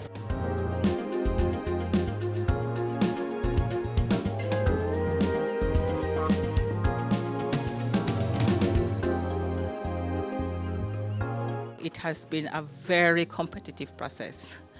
Jamaica is filled with persons with drive and passion. We're expecting that the best will be selected. And then for those who are not successful, we are also hoping to link them to other providers of services, because I'm telling you today, from what I've seen, it is an excellent, excellent, excellent opportunity.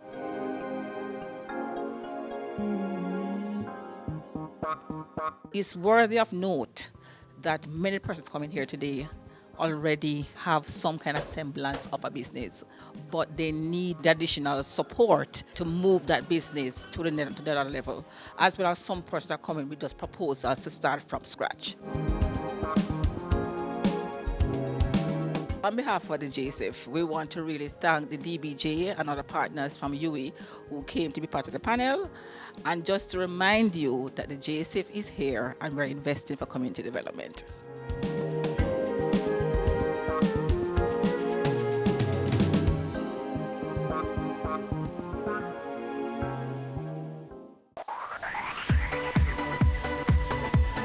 You're watching Business Access TV. Business Access. Business Access. Business Access. Business Access. You are watching Business Access TV. Business Access TV.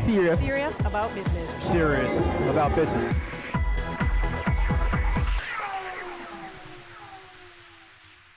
Business Access TV comes to you from the PSOJ's President's Forum, hosted by NCB under the theme Digitization Day One Mindset. Stay with us for the highlights.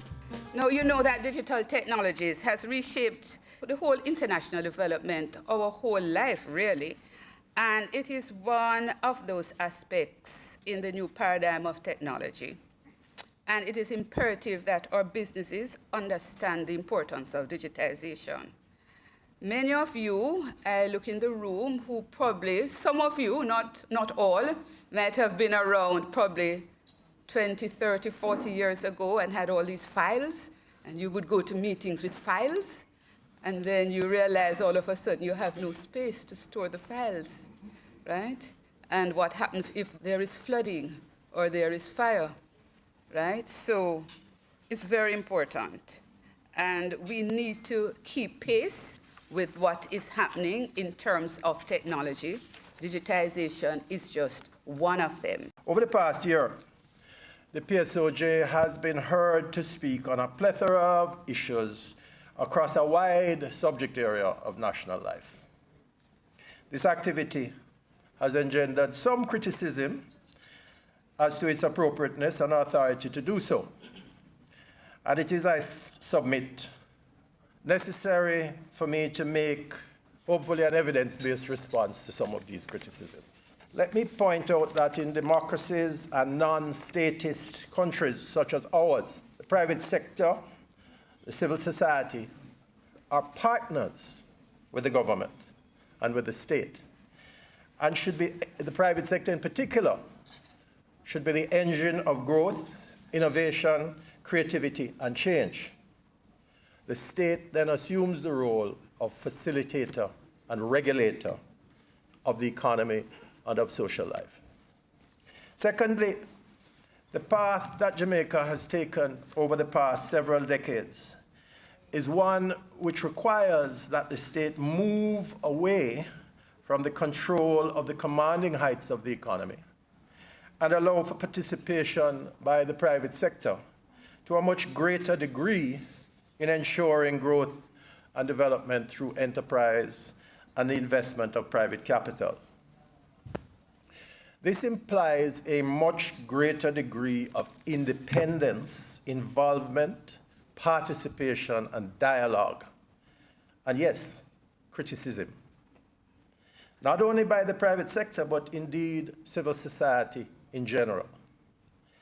It can't be any other way unless we want to return to the days of Bakramasa and clientelism. So, in attempting to do the job that some people unfortunately and probably mistakenly gave to me, I want to encourage each and every one of us to take up our God-given burden and to shoulder it in furtherance of a common objective, the betterment of our nation and its people, without fear or favor, prejudice or bias, like or dislike. We can't have it both ways.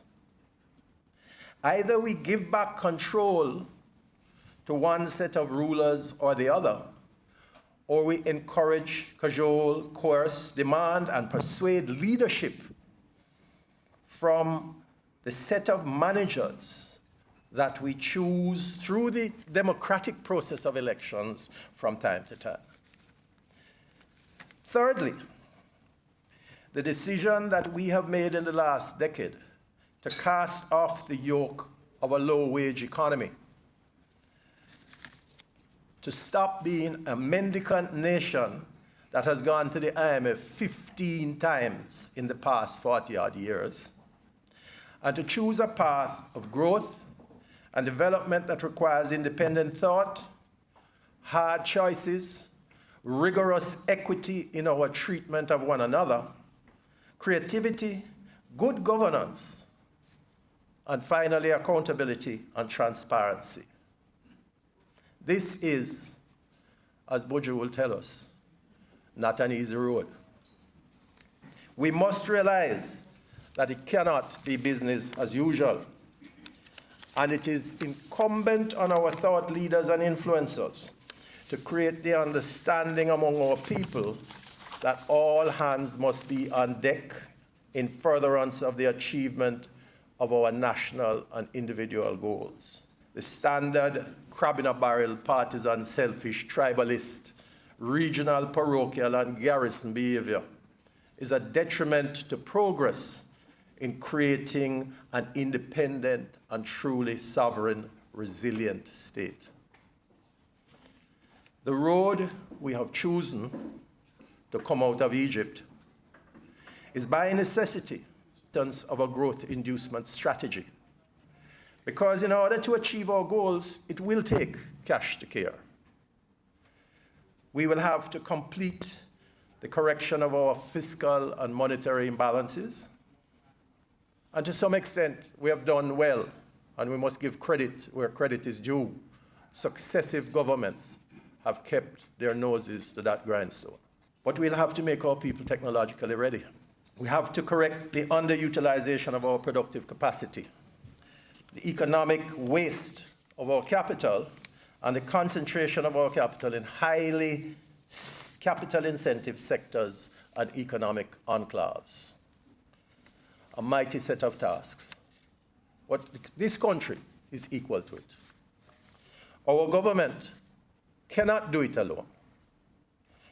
So when the private sector is heard, and particularly the PSOJ, is heard cussing, whining, complaining, criticizing, and occasionally praising, we believe that we are doing our job. We speak on many subjects because we represent many categories of members: universities, banking, business processing, agriculture, tourism, manufacturing, distribution, entertainment, construction, energy, micro, small, and medium-sized businesses, and individuals, and recently, embalmers. You could say we represent the quick and the dead. This is the unique nature of the private sector organization of Jamaica. So we have to speak on many fronts. And we do this with a tremendous staff of 12 people, including 2 groundsmen and the office lady. In the process, we will mash some corns. We will ruffle some feathers. Maybe we'll even make some enemies. But hopefully, we will change some attitudes and some behaviors and cause some people to think and act positively. We ask for your understanding and your critical and constructive guidance and your realization that we are in a new paradigm. This topic this morning demonstrates a new aspect of that paradigm. And we hope that the message goes out loud and clear that we are in a brave new world requiring a different, mature, nationalist approach for us to have the chance to succeed. Do you want more experience from your SUV? Introducing the 2020 Nissan X-Trail with leading-edge technology, intelligent ride and chassis control, a round view monitor, and hill start assist for confidence behind the wheel. Plus, auto headlights and panoramic sunroof. Drive the SUV with more experience. The Nissan X-Trail, available today at Fidelity Motors. They say it takes a village to raise a child, but the world will one day need the leadership of that child. The time you spend with your child matters. It stimulates their minds and shapes the way they act. Talk with your children. Help them to better understand the world around them and to value what is truly precious. Above all, the most valuable gift you can give them is love. Play, talk, teach, love. Take the time. It makes all the difference. A message from the Parenting Helpline and Ad Council Jamaica. Caring Hands Season 3 continues to effect change in a changing environment. Many of us were raised by grandmothers, right? So, I mean, we know the wisdom that these people have. Going beyond business. The little leaders of today are our leaders of tomorrow. And with the proper education, we'll have very good leadership coming from that. That's Season 3 of Caring Hands, creating change and shaping lives, every Sunday at 5:30 p.m. on Business Access TV. Career Moves has always explored interesting careers, highlighting all you may not have known about them. This season is no different. Coming back to Jamaica, everyone's like, Fizzy what? Fizzy who? When you find a bright boy or girl in the class and people say, what are you going to be? The parents will say, you have to go be a doctor, you have to go be a lawyer. Nobody says you have to go be a politician. Let me see your hands! Tune in Tuesdays at 8 p.m. on Business Access TV. Hello, my name is Blake Widmer. I'm the co-founder of Def Can Coffee. The exposure that we had to the just general community through Business Access TV itself is awesome. It was a big deal for them, you know, having EATV come here, and we were with you guys for probably 4 hours that day. It was a long time. We really appreciate your guys' openness to recognize that, yeah, captions are important.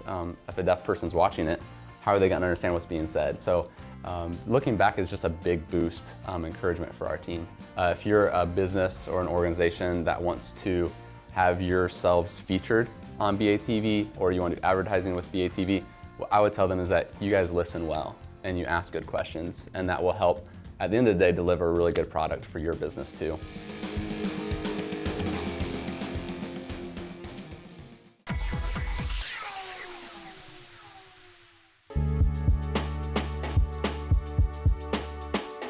It has always been a great opportunity to meet with some of the finest stewards of the nation's business and entrepreneurs at this much anticipated bi-monthly roundtable forum. I thank the PSOJ and other partners for your unrelenting support of and drive to further the development of our beloved nation.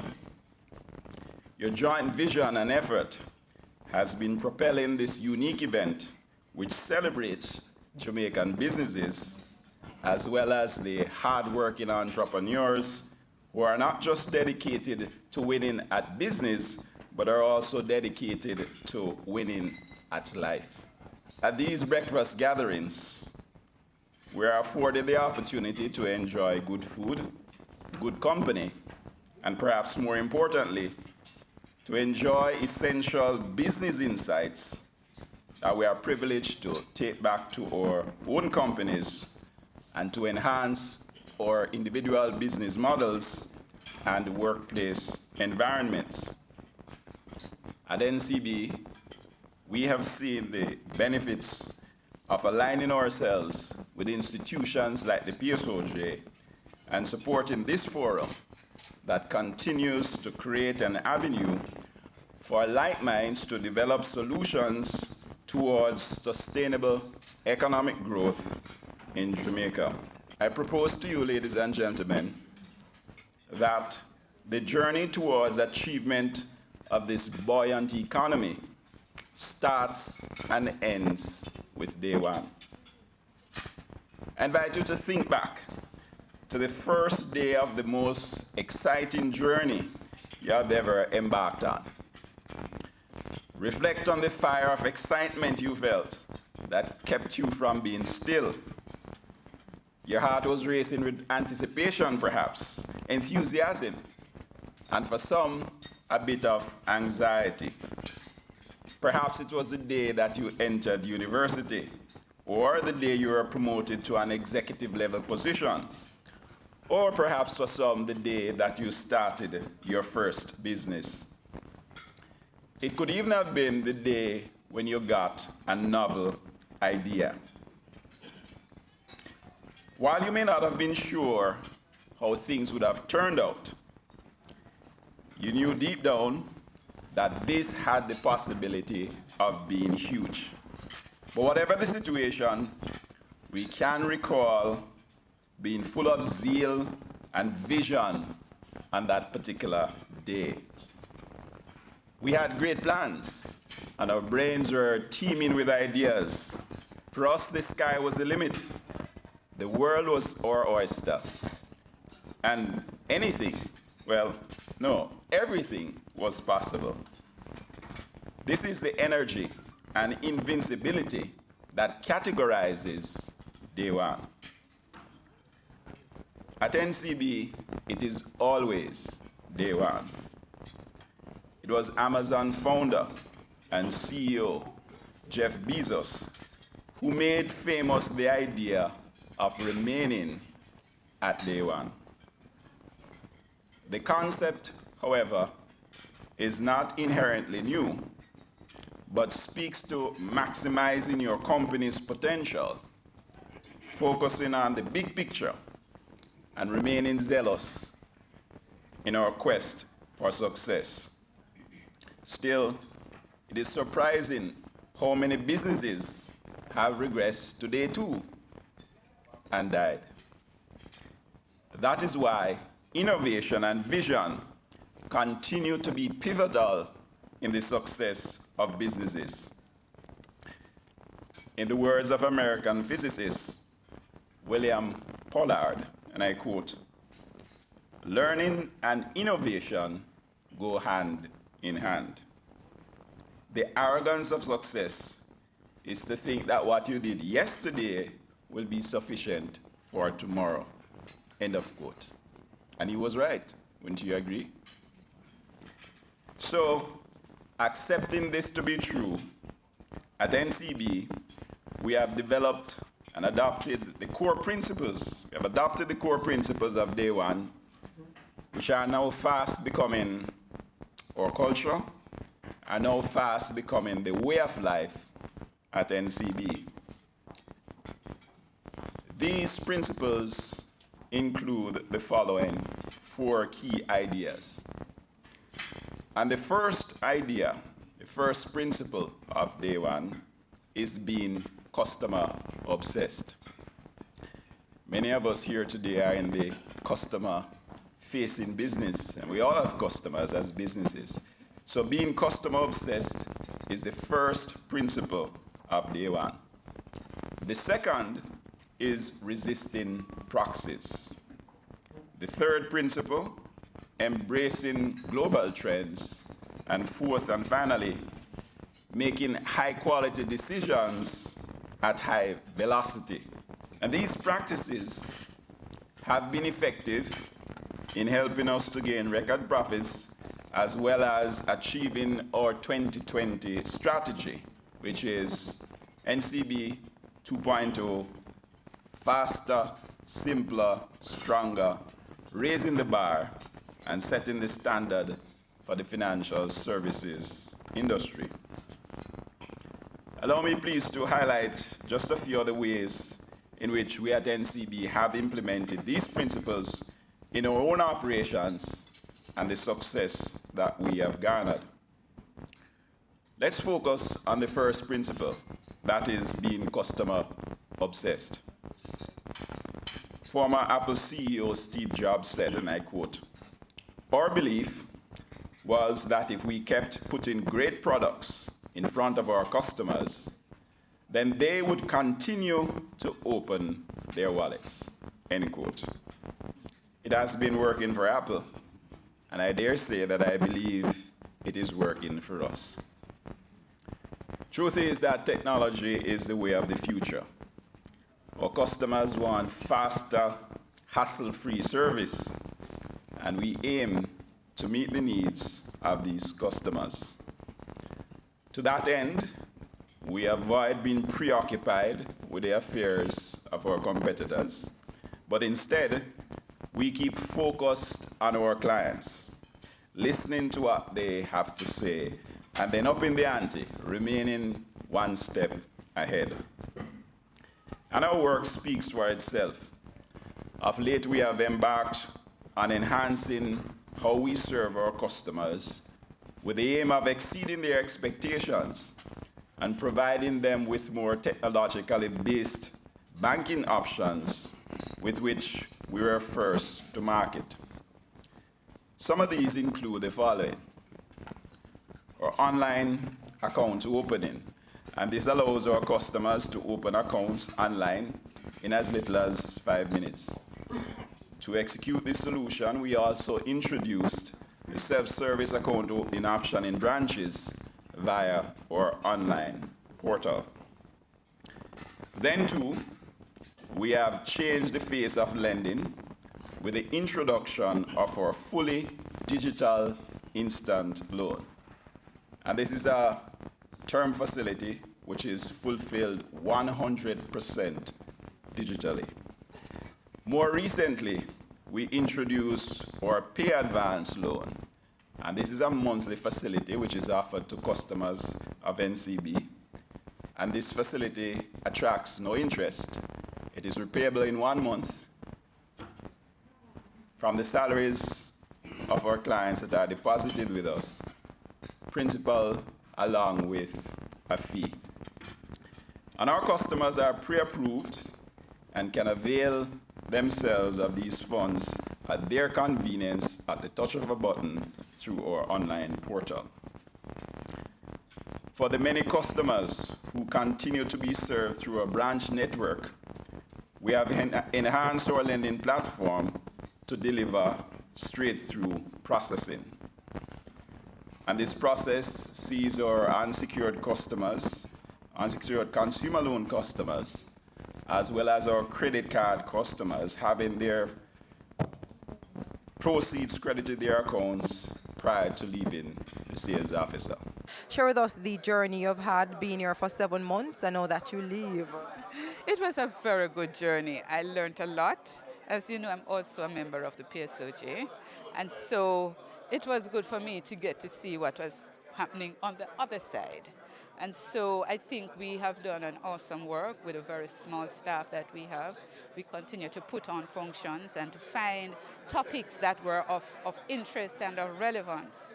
I mean, this one was very good, and I recall the one we did in May on disaster preparedness and risk management. And we did that really to be having it before the hurricane season. So we try to find topics and speakers that are relevant to the particular time. So it has been a very good journey. I think if you don't take it on, whether you're going to do it in your, you see, you need to use it, utilize it in your business processes. I can tell you, I have been involved in companies that have done it, and it has made tremendous difference to the offering of service to the customer. So delivering good service really is not just front house. It really starts in the back room, the back office. And so you have to, I wouldn't even say automate, you have to sometimes re-engineer those processes using technology in order for you to be cutting edge and above the rest. And you also have to keep up. Even a simple thing like your telephone system. Many people don't even realize that for your telephone system, it's much cheaper in the long run to put in a VoIP, for example. You know, and I'm sure later on it will move beyond that. So you always have to you have to learn and know what's happening in your industry so that you are able to be always innovative and always a step ahead. You spoke about digitization this morning. Are there any fundamental issues that often challenge organizations in their attempts to digitize? One of the key challenges I think an institution will face in their attempt to digitize their processes and their business is the mindset of the individuals they have on board. At NCB, we have used the agile approach as we sought to change the business, and this essentially requires close collaboration of small groups of persons and persons who have specific skill sets required. And what we find in companies may not readily, and individuals may not readily give up power, decision-making, autonomy to junior persons within the organization. But we find that method of working really helps to accelerate the decision-making, and the decisions are made at the level where persons are interacting most closely to the customers or end users of our products. So that's one key challenge. The other challenge that I think institutions will find is the available key resources. Many of the skill sets that are required are not readily available, and because many companies are embarking on this journey, we find that the demand is high. The demand is high for developers, it's high for programmers, it's high for Scrum Masters. We at NCB have had to do much of our training internally for our Scrum Masters, for example, and supplemented resource requirements with persons from the outside. So these are two key challenges that I think that institutions will face. In addition, I think as well, just the pace at which decisions now have to be made. They have to be made with higher velocity.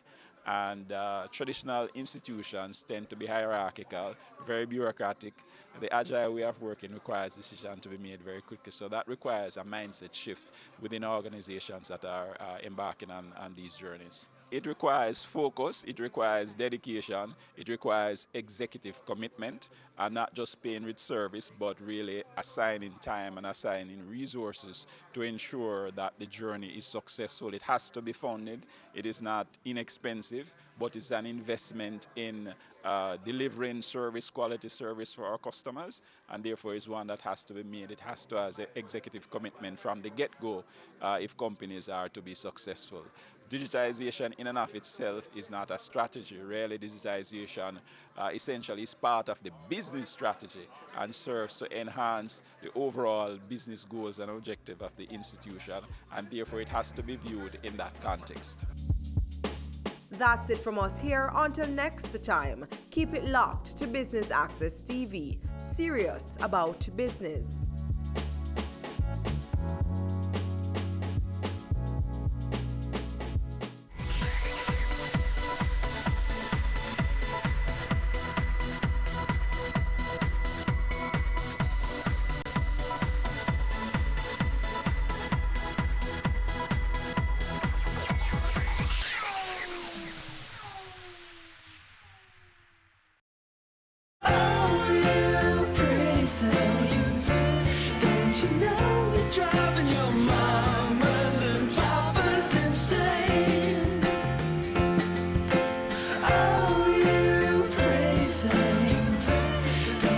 Great design is not only how things look, but also how well they work. The GLC, more than meets the eye.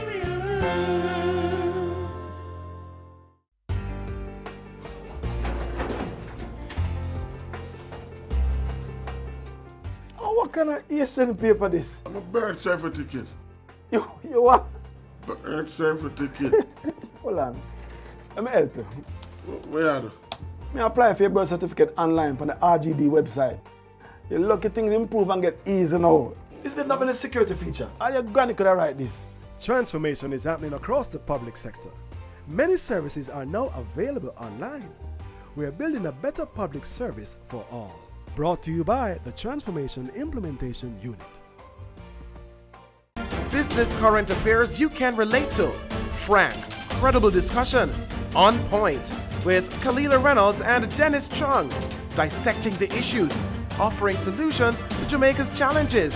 On Point, Thursdays at 8 p.m. on Business Access TV.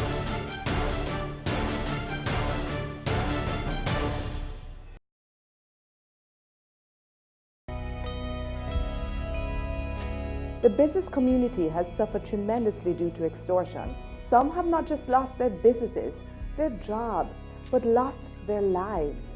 This is extremely impactful to the growth of our country and to the progress of our people. We are our brother's keeper. Let's put a stop to this. No more use of force. No more use of fear. No more extortion. No more.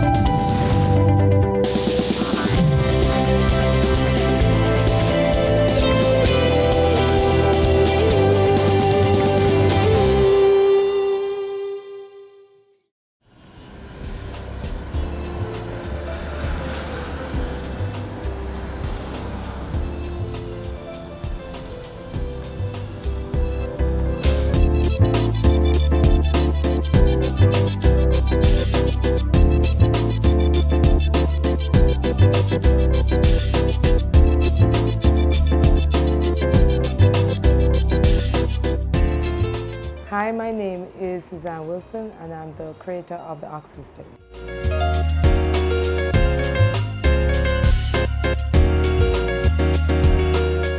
I just felt as if all the hair products I was using in my hair was just not making that difference that I knew was actually possible.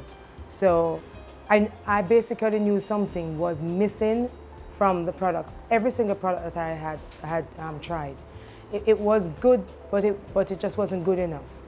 And one afternoon, when I was about to start watching, I started to mix a few natural stuff in my kitchen, and I would put it in my hair before the actual conditioner. And about 8 months after I'm doing that every single week, I finally realized that it made a huge difference, and persons were noticing the actual difference. And 2 friends who had salons said, "Suzanne, can I try some of it in my clients' hair and see what the reaction is?" They really loved it. And then one day I asked one of them, who was not that busy, if she would allow me to actually rent her chair so that I could get in different texture hair, and the rest is actually history.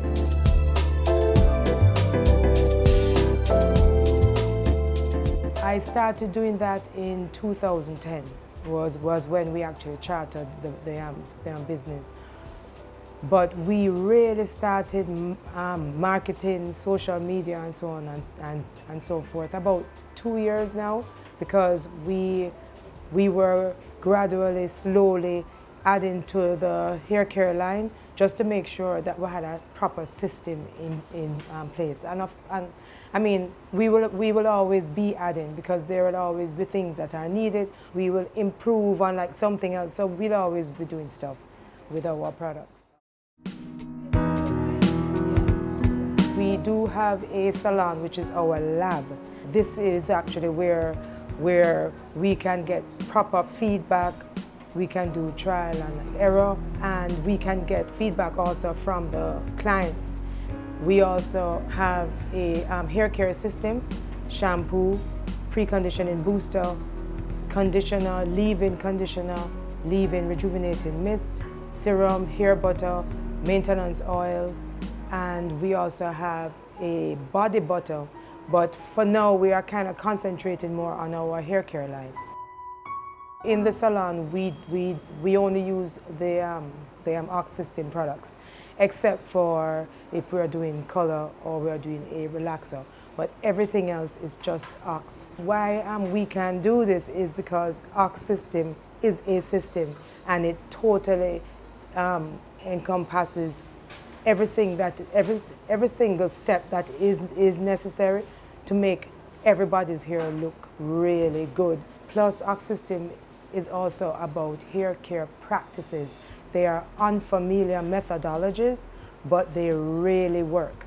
So we don't only have products on the market, we also combine these products with hair care regimen that are not normal, not typical, but they really make a huge difference. Initially it was OX, but then I realized that another company had the name and I didn't know who was first on the market. So I said, you know what, how can I make it Ox where you can still say Ox easily, where it flows off the lips? Just add another X. So to be honest with you, there is really nothing to it. We cater to everybody. Doesn't matter whether you are Black, Indian, white, Chinese. It doesn't matter whether you are a man or a woman. And we also cater to children. It does not matter. Ox is for everybody. We were able to self-capitalize because remember that we just started with just one product.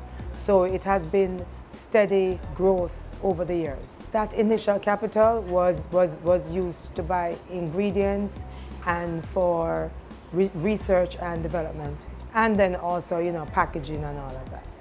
I would say that the feedback that we have gotten since Ox has been on board, initially, it was disbelief.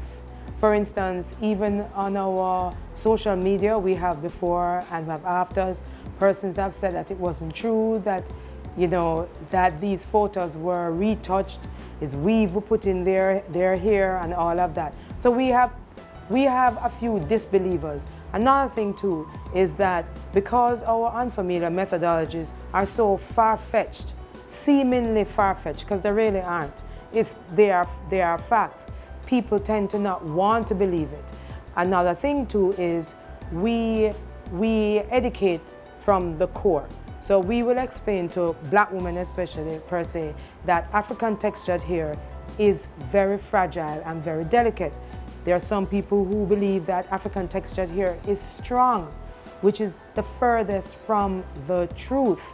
So by dispelling some of these myths, we get a little resistance. You know, people get offended and everything. But let's put it this way. My thing is, if you are not working with the facts and the truth, then you will never get the result the way you want it. Knowledge is power. So we are trying to impart knowledge so that people can know how to properly execute.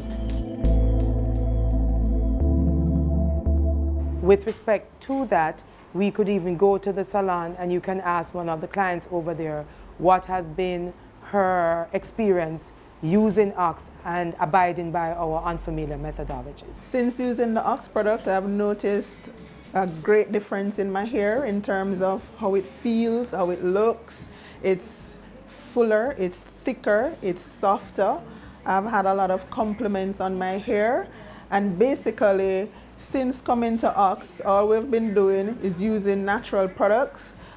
We no longer brushes our hair. We comb our hair like once per week, and it's been phenomenal. Natural fabulosity. Hi, I'm Carrie. For me, the Ox system has been phenomenal. I am very bad with my hair. I neglect my hair, I don't moisturize, I don't cover anything, and Susan will tell you that I come here with my hair in deplorable state. But whenever I come and she uses her products, my hair looks fabulous, as you can see now. And it's good for moisture, it's good for the texture of your hair, and I fully endorse the product. Since using the Ox products, I have really been happy with my hair. My name is Elisa. I travel quite often and I make sure that I stock up on my Ox product, which I use every single day. I didn't think I could go without brushing my hair, but as you can see, I haven't brushed my hair since starting using the Ox product, maybe about 8 months now, and I love my hair. I have friends from abroad who are asking me for the products, and I definitely will be in touch with Susan to get me some products? We do have profits, yes, but it is constantly being reinvested in the business. We are located at 9 Merrick Avenue, which is off South Avenue, and yes, this is a very good location for the business because we are central. And when you think about traffic and all of that, especially when we have clients who come in their lunch times, it's a very good location. The Ox team is based on my husband, Brian, Sebastian, who is literally like, he's like part of our business.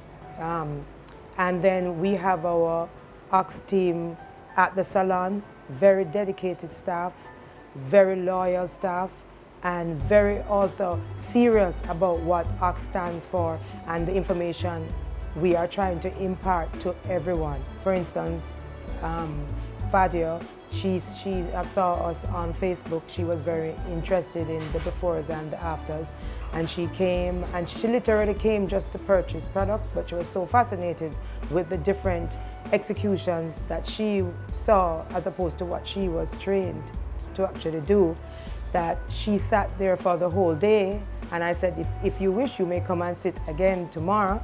And she did that for about 1 week. And then I said, well, since you already went to beauty school, would you like to help us? And she said yes, and she is still with us today. It has been over 1 year. A culture of professionalism, loyalty,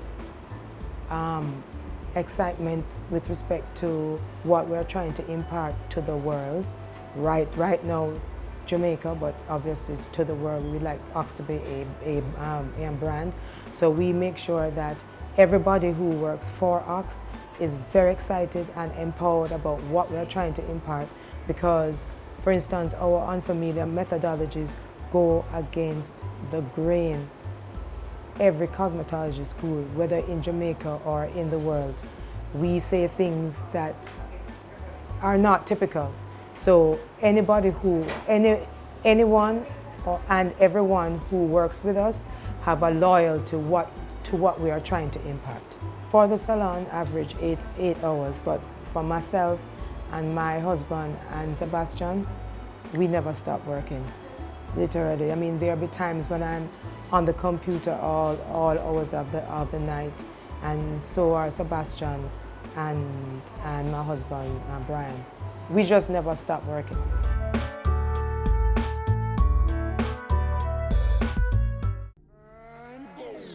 Career Moves has always explored interesting careers, highlighting all you may not have known about them. This season is no different. Coming back to Jamaica, everyone's like, fizzy what? Fizzy who? When you find a bright boy or girl in the class and people say, what are you going to be? The parents will say, you have to go be a doctor, you have to go be a lawyer.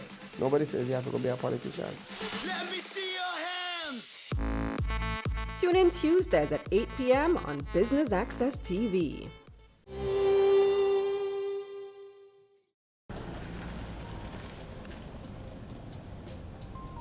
We generate new ideas by listening and really paying attention to the needs of people, right? Especially black women, because black women spend the most money on hair care products every single year, no matter where you are in the world. And one of the reasons is because we don't really have the right answers. So when you don't have the answers, you are constantly searching. Since coming here, my hair is no longer relaxed. The texture is awesome. It's soft and it has grown, and the whole system is just tremendous, and I would recommend it to anyone. When you are searching, then you keep buying and you keep buying. So this week you use this product and you think, oh my God, this is supposed to do this. And it doesn't. We listen. We always keep our ears to the, to the ground, and we listen. We get feedback from our clients. I even use myself as a guinea pig.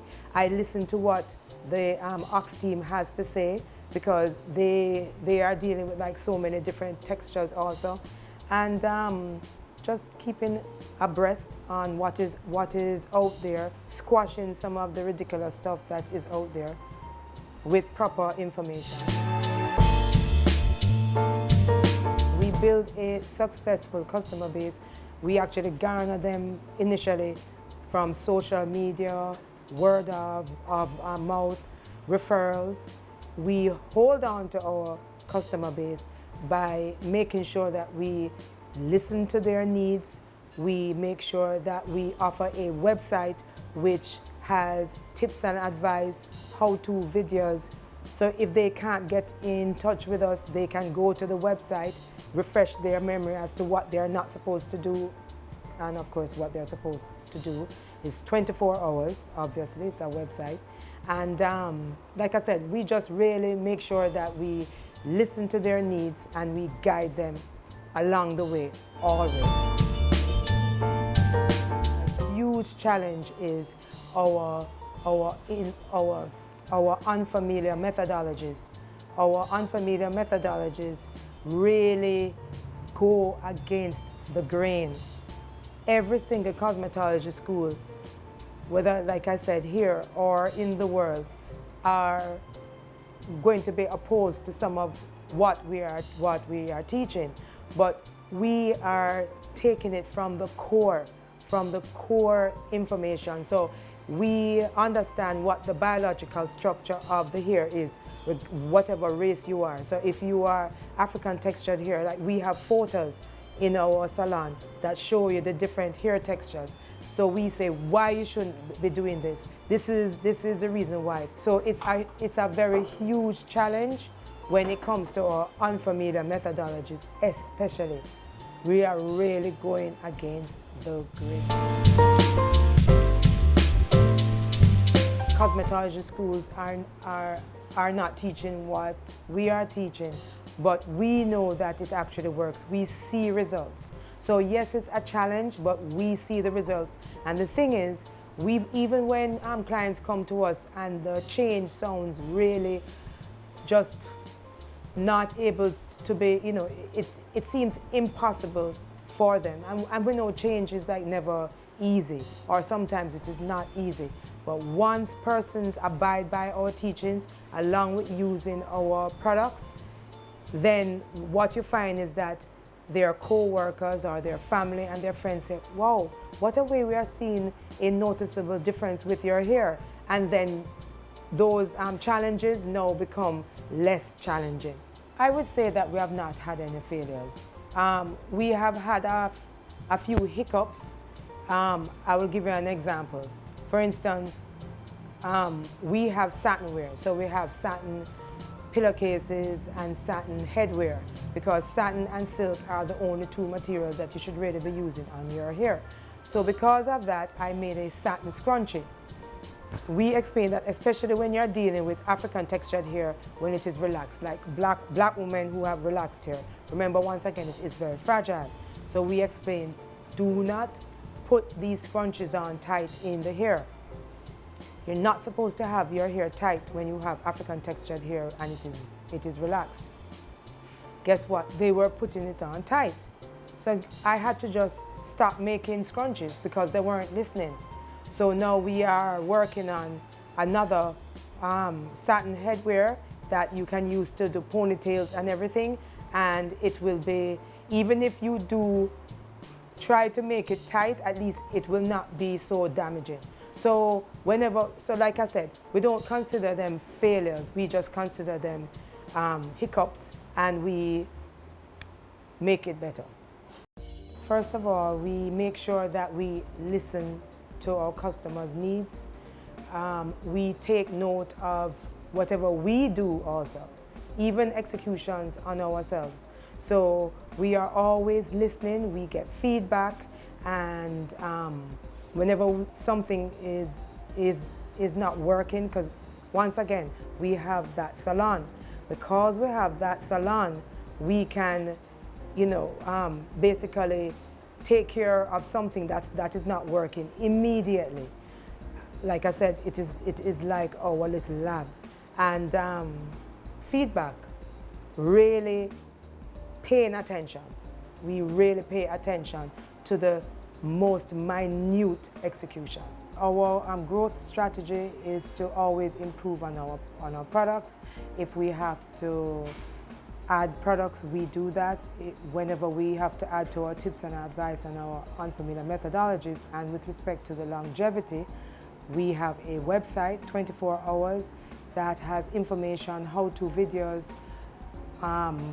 common hair issues, how to solve some of these problems with that. But the website is really comprehensive and adds a lot of information. And with respect to the longevity, we are also going to be teaching persons on what to do and always imparting our message out there. And we will also like to spread the word that, and we have had a couple hairdressers who have come to us, they would like to know more about Ox, and this is something that we would like to extend this message, that anyone who wants to learn how to use Ox so that their clients can also enjoy the benefits, you know, they can always contact us. Our information is on the website. Do I believe there's some form of a pattern? Just work, dedicated to work, having a passion, and always staying abreast on what is happening out there and what needs to be done.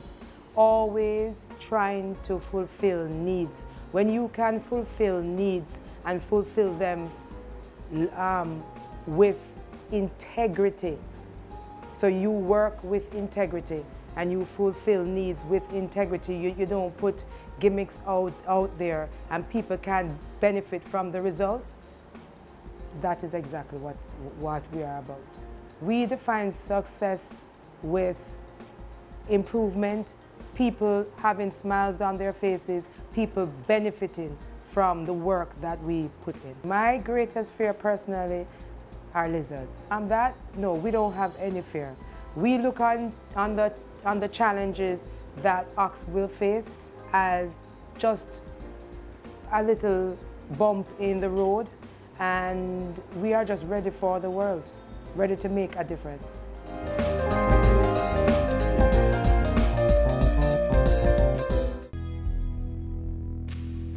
All human life is precious. Respect life. No more senseless killing. No more.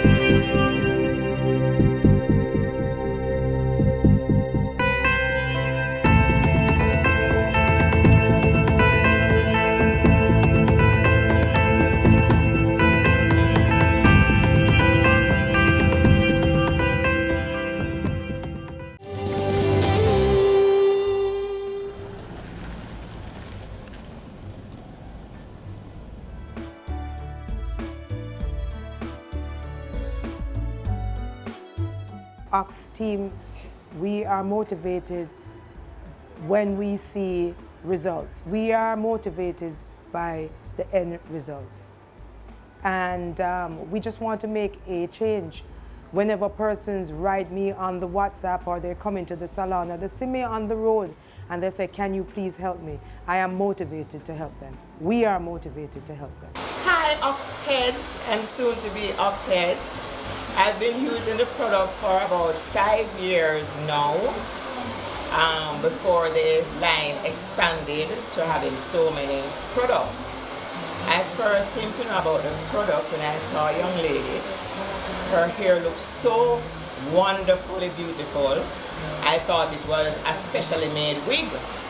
And her hair looks the same way, beautiful, amazingly so, all the time.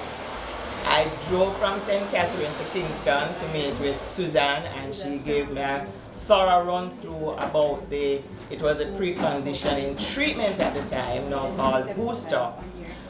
The value of that being to restore the natural pH balance of the hair so it is most receptive to what you are doing.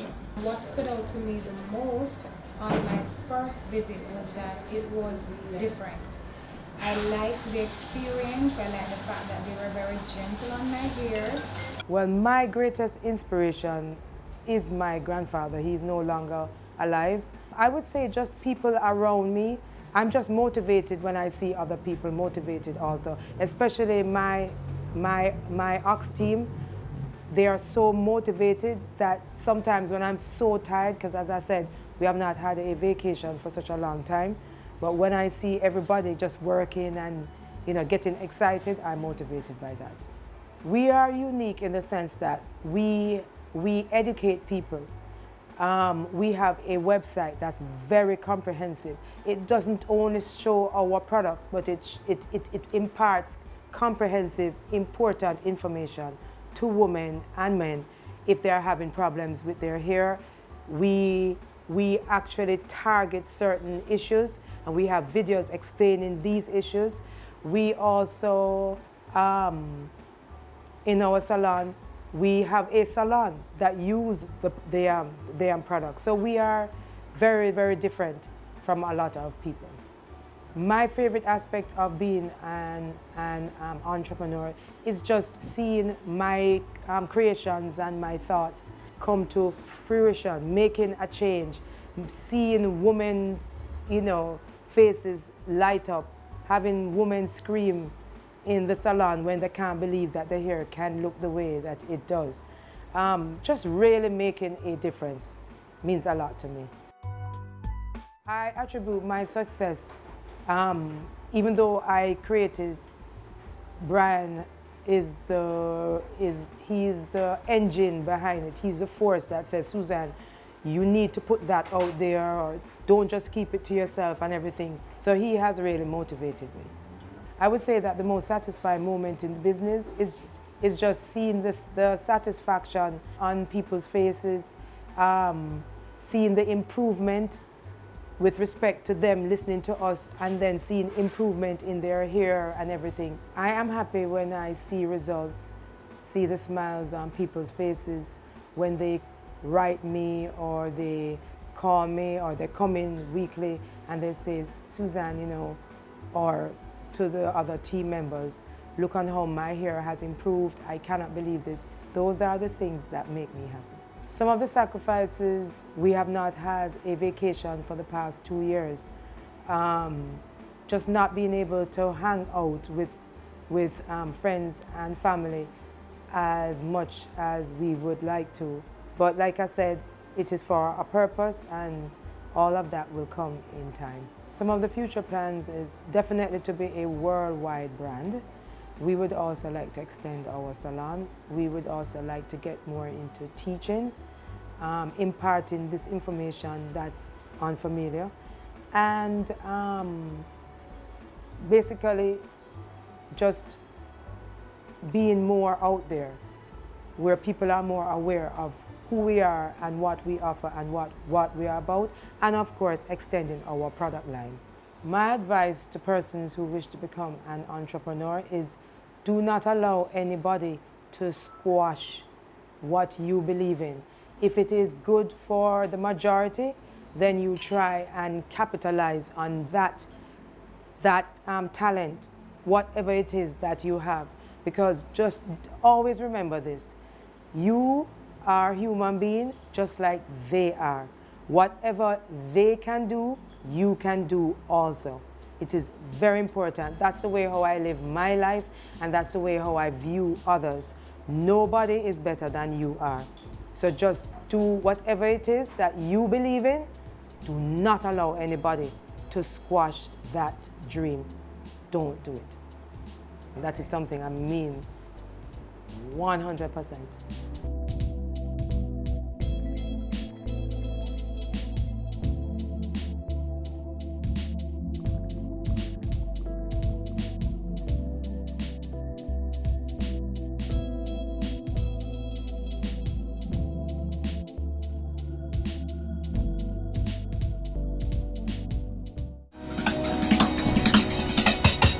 Cameo brings the creative industries to life, highlighting creatives in different fields each week. Art. My life surrounds art. I breathe, I eat art. Fashion. Food. Without a customer, we're nothing but four walls. Music. Film. Cameo, only on Business Access TV.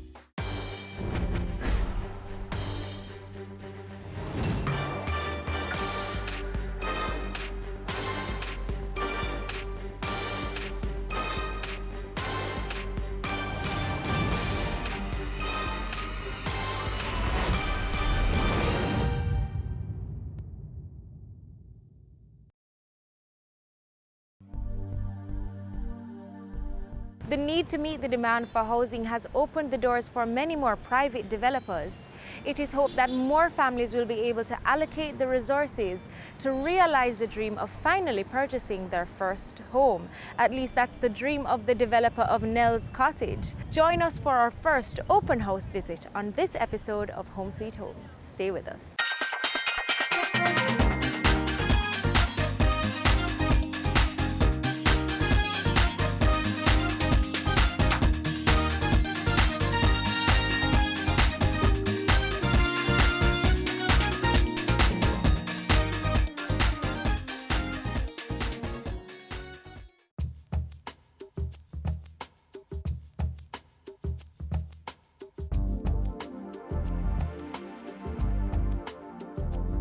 We are now here with developer Mr. Baron Stewart, owner of Stewart's Hardware.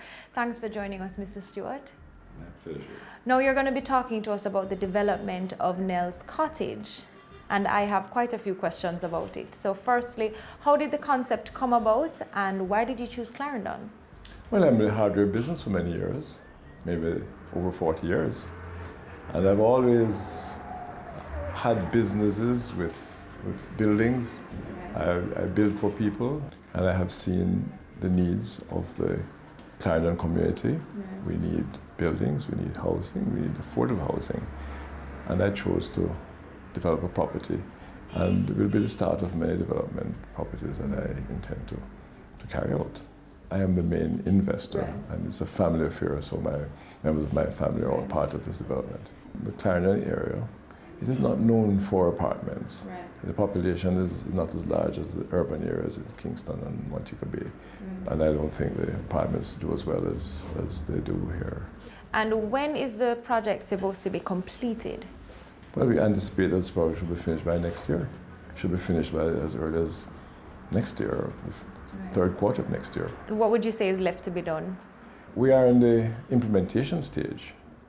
And we have the model house, and we have most of the infrastructural work done. And we hope that we'll be able to complete this in record time, sometime next year. Remember, it takes less than 6 weeks to complete a house.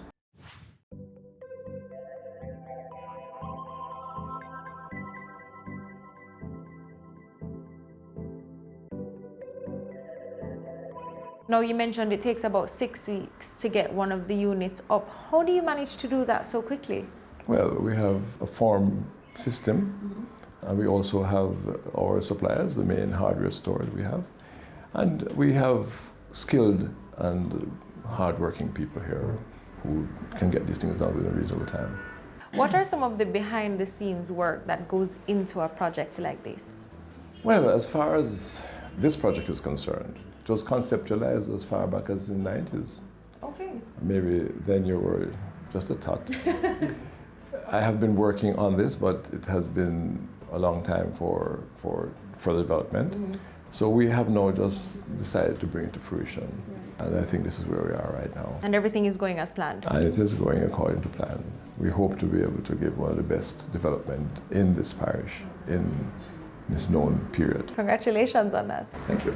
Does it usually take that long for these projects to get off the ground, and are there any plans for a phase 2 or so? One can conceptualize for as many as 50 years or more. True. Fact is that we have just decided that the time is right to get this project off the ground, and in fact, we are now poised to take on several others. Okay. So we do have several others in the pipeline, hopefully next year and beyond. Okay, looking forward to it.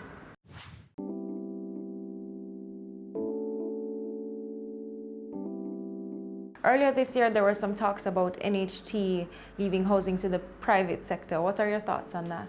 I think we do a better job in the private sector in building houses. Right.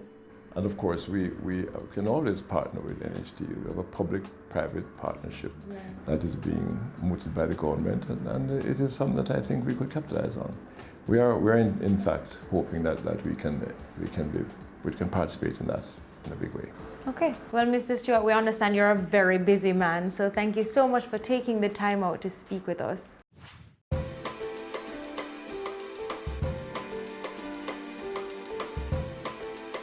I am now joined by Tyrone Graham, the project manager for Nels Cottage. Welcome, Tyrone. Thank you. Now, I want to talk specifically about the development. Tell me, the amenities, how many bedrooms, those sort of things. All right, what we have at Nels Cottage is a 29-lot subdivision with 26 homes, bungalows, standalone units. We have two bedrooms, because we have 2 lots that are a little bit smaller than the average, and 24 3-bedroom. Okay. All right, the 2 bedrooms are 2-bedroom, 1 bath, a living, kitchen, dining with a wash tub outside, and inside it's built to accommodate a washer-dryer combination or a washer as the homeowners may choose. And for the 3 bedrooms, we have a 3-bedroom, 2-bath, with one of the bedrooms a master suite with a walk-in closet and its own bathroom and a garage that can also, we have in the design optional for the garage to be converted into a study, so we can customize the finishes for our clients.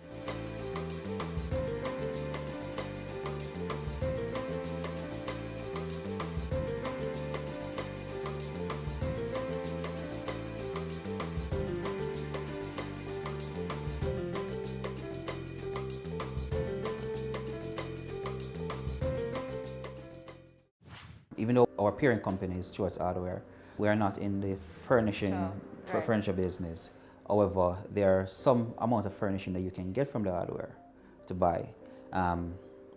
So we're selling it as is empty, but what we'll be doing, we'll be staging the units for open house. We will give prospective homeowners a concept or idea of what they can do with the space as is, and so they can now see where they can go and shop and buy their furniture to put in, or if they are moving in with their existing furniture, or they can set up the units for them to feel as comfortable as possible.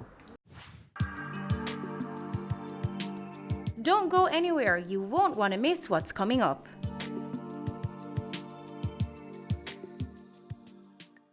Business current affairs you can relate to. Frank, credible discussion. On Point with Kalila Reynolds and Dennis Chung. Dissecting the issues, offering solutions to Jamaica's challenges. On Point, Thursdays at 8 p.m. on Business Access TV.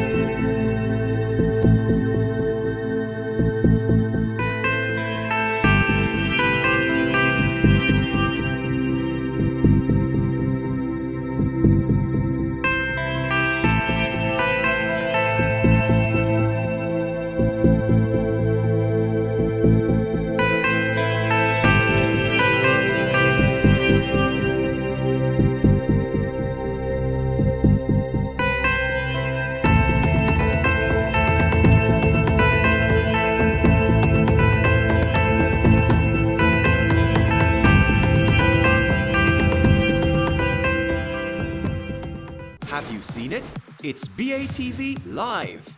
Live streams of business news weekdays at 7:30 p.m. Stay on point Thursdays at 8 p.m. with our Business Current Affairs show, and Weekend Business Report Saturdays at 7:30 p.m.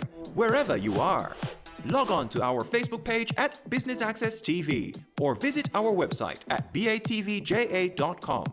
Live and at your fingertips. Business Access TV. Serious about business.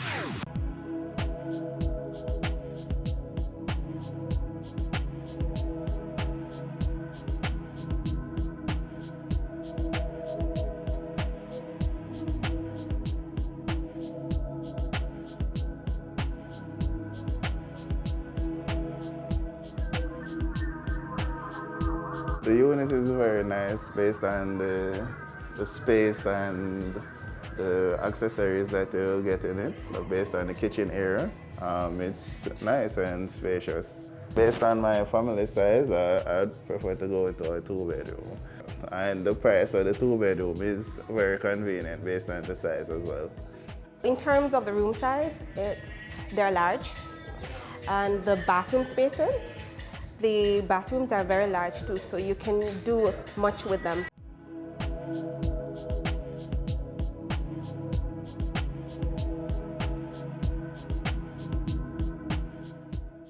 $15.9, that's okay, because you don't need to do anything else to this property.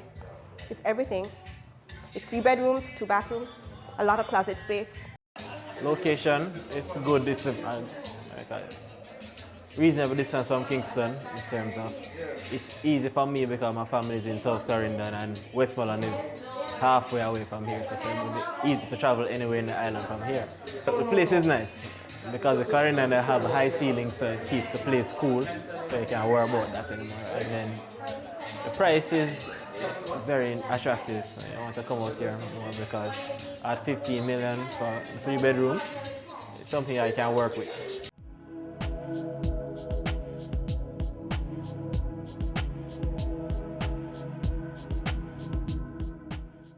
My perspective of the place would be, it's nice to live, it's comfortable, I feel at home. The bathroom, I can have my own bathroom and so will my mom and dad, and I love their closet, so I can put my stuff in there and they will get my closet. I love it, I just love it. So tell us about some of the other amenities of the community. Apart from the units themselves, it will be a gated community with a security garbage skip to the front. We have 3 green spaces that the families can use for recreational areas. We didn't put in a pool because, again, in the rural area, pool is not a big selling point for rural communities because people are used to, in the rural communities, to go to the rivers, go to the beach. Right. We're in Arsal, and Arsal is about 10 miles away from a beach. You have Salt River Mineral Bath, which is pretty close. You have Milk River Mineral Bath, which is pretty close as well. Okay. So the people, pool is not a major selling point. It's not a major selling point for this area, given the location where we are. But in terms of gated, it's a new concept in the rural area as well to have gated communities. So it is a good selling point for us right now to have a gated community with security, and so that people can feel safe. Right.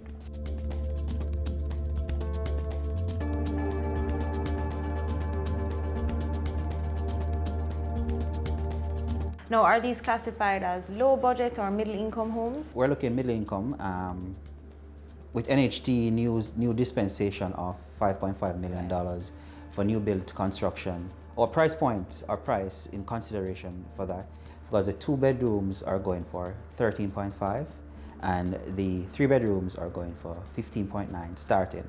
And the land sizes, they're pretty much very big spaces. When we go there, you'll see what we have on offer. We start from about 6,000 square foot up to about 8,000 square foot in size, which is pretty huge for a development. But we're in the rural area, not in the urban. Right. So the families in the rural areas are used to having a huge, large yard space, so kids can play and put in their own amenities.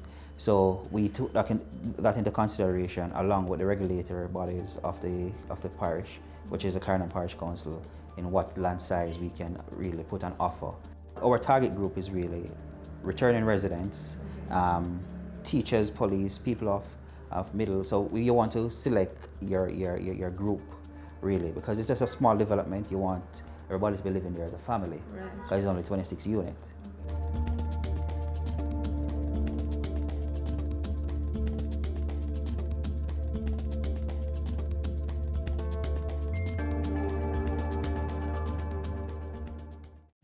Now, Mr. Stewart had touched on this, but I want to go more in depth about some of the behind-the-scenes work that goes into making these units. As the great Martin Luther King would have said, I have a dream.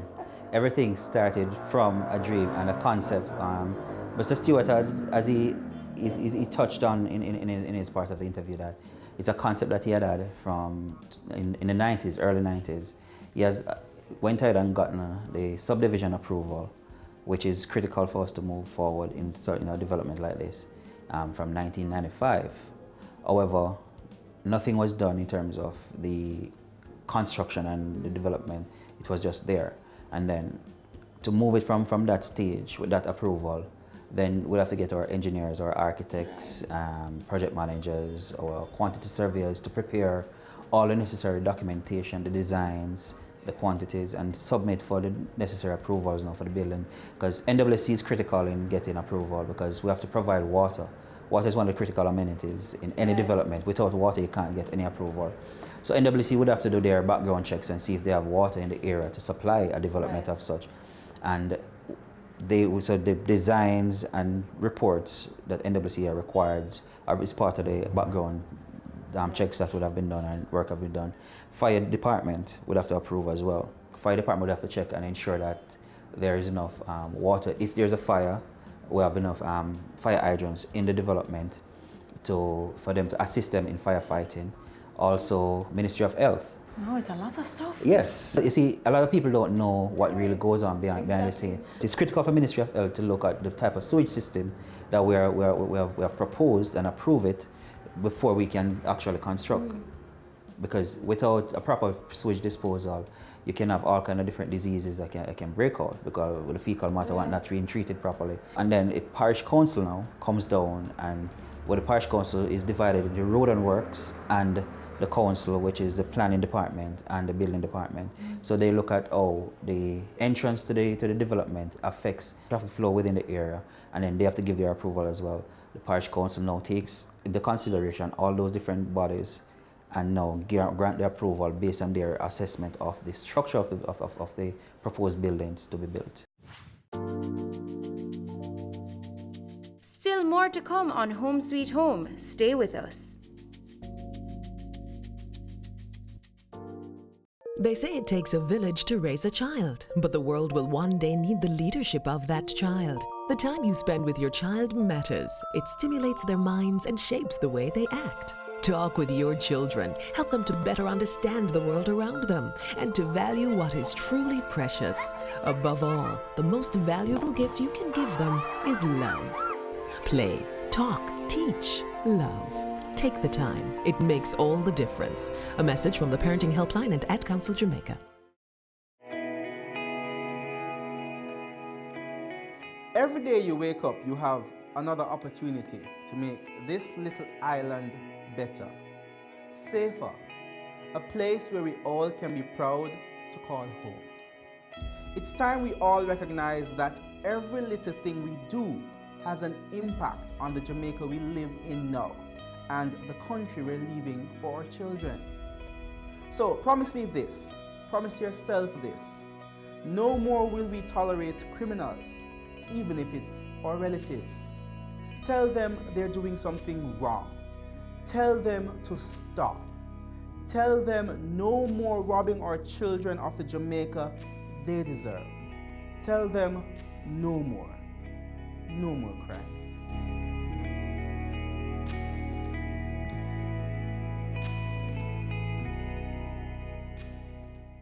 It's season 12, and Wealth Magazine Business Access is here to keep you business savvy. With an impressive mix of some of Jamaica's most inspiring business moguls, we continue to keep Jamaica informed, empowered, and ready to dominate. Tune in Sundays at 5 p.m. only on BATV. You're watching Business Access. Business Access. Business Access. Business Access TV. Serious about business.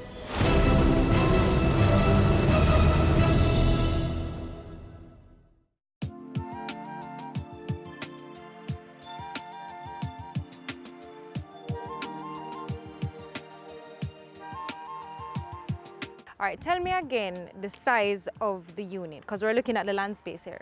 Right. What you're looking at here, the size unit is 1,300 square feet. Okay. That's the size of the land. No, the unit. The unit, okay, itself. right. So this lot that we're standing on right now is 6,750 square feet. Okay. This is, I think, lot 27. Yeah, 6,750 square feet this lot is. And as you can see here, we have prepared the base now to receive the foundation for another unit to go up. And in preparation for this, we have prepared a marl base and what we pour what you call a raft foundation.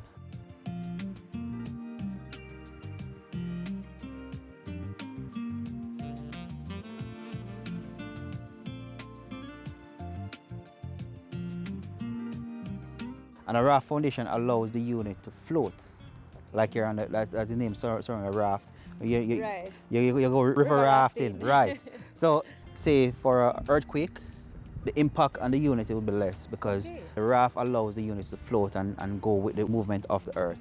Okay, that's interesting. Just behind here is where we have dug to put in our sewage treatment facility, which we're using septic tank and tile fields. Okay. Now tell me something, is this space enough for me to add to the unit if I would like? Yes. The restrictive covenants is just that we don't allow you to add to the front. Right. But you can do anything to the sides or the back. Okay. Right. So this complex per se goes all the way up this road with units on either side? Yes. As you can see, when you look all the way down to that last light post, just beyond there is where our boundary line is. It's 5.8 acres with one road through the center with units on either side, 13 units on either side. As I just told you before, we have two bedrooms based on the size of those lots and 24 3 bedrooms.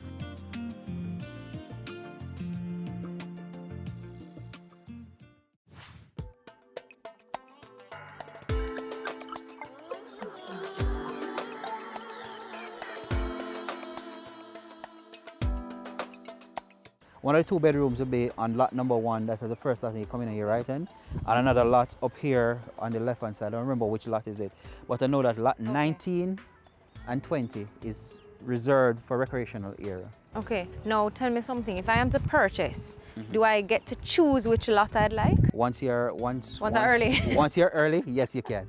Okay, I wanted to check if that First come, first serve. And what is the benefit of or purchasing, I should say, before it's built? Are there any benefits? The benefit is that if you wait too late, you might not get, based on the limited amount of units that we have, and then you're talking about inflation. Right. Inflation might kicks in. Right now, Jamaica inflation rate is about 7% per year. Now, where we're priced, if you come in now, you get the price where the inflation rate is. But if you wait until next year, it might be more based on the inflation rate because the US dollar is sliding each day, so we have to be cognizant of that. Right.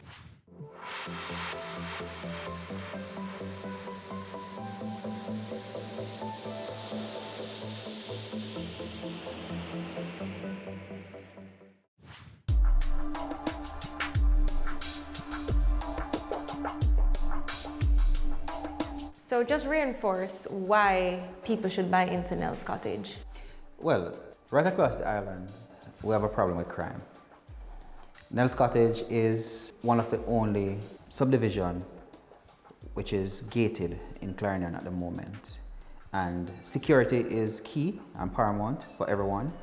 So buying into Nels Cottage will offer you that level of security because, as you can see, it's a gated community and it will have a 24-hour guard at the front that patrols at night. And so with security alone will allow people to want to come here. And separate and apart from that, we're pretty close to the highway.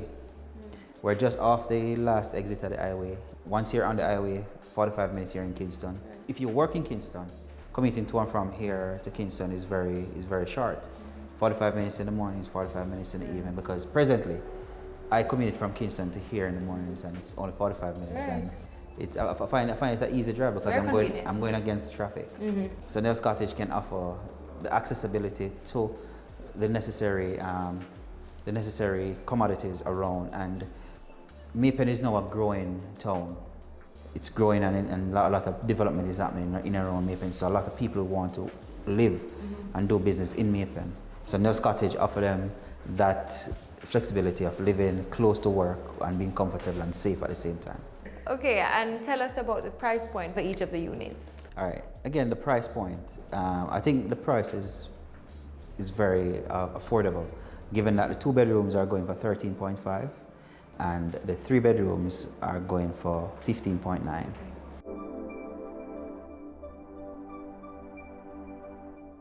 For a 3-bedroom of this size and the land space that you get and the amenities that are there, it's unbeatable. Agreed. It's unbeatable.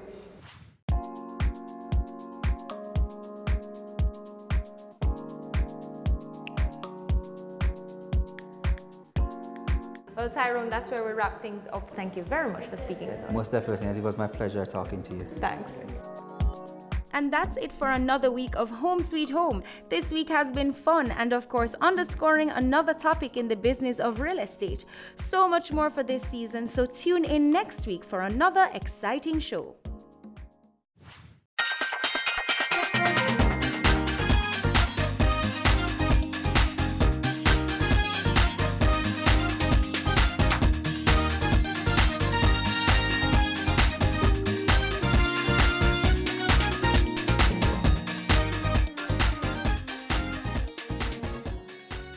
Now presenting the Jamaica Social Investment Fund ICDP Enterprise Development Project. Entrepreneurial Grant Business Pitch.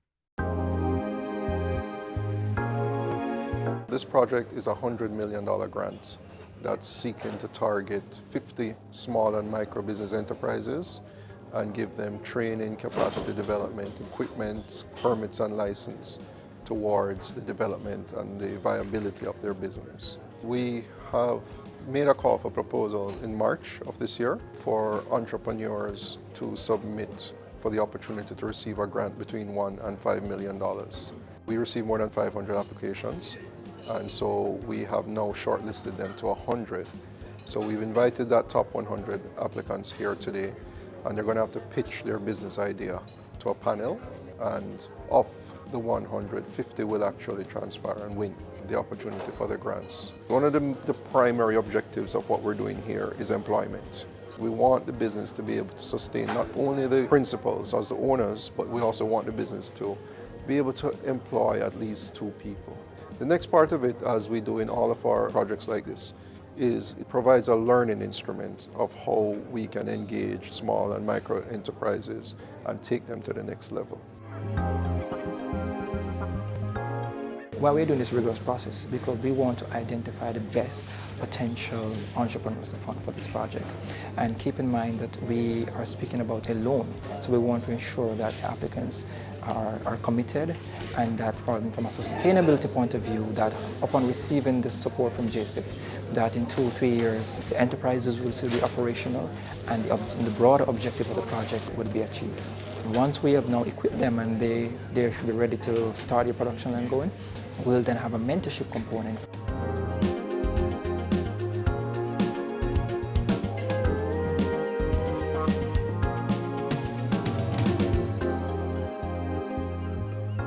It has been a very competitive process. Jamaica is filled with persons with drive and passion. We're expecting that the best will be selected. And then for those who are not successful, we are also hoping to link them to other providers of services, because I'm telling you today, from what I've seen, it is an excellent opportunity.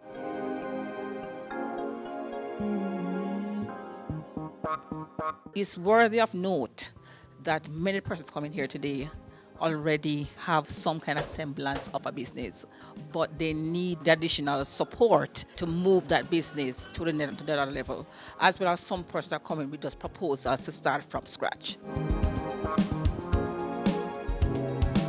On behalf of the JSIF, we want to really thank the DBJ and other partners from UWI who came to be part of the panel, and just to remind you that the JSIF is here and we're investing for community development.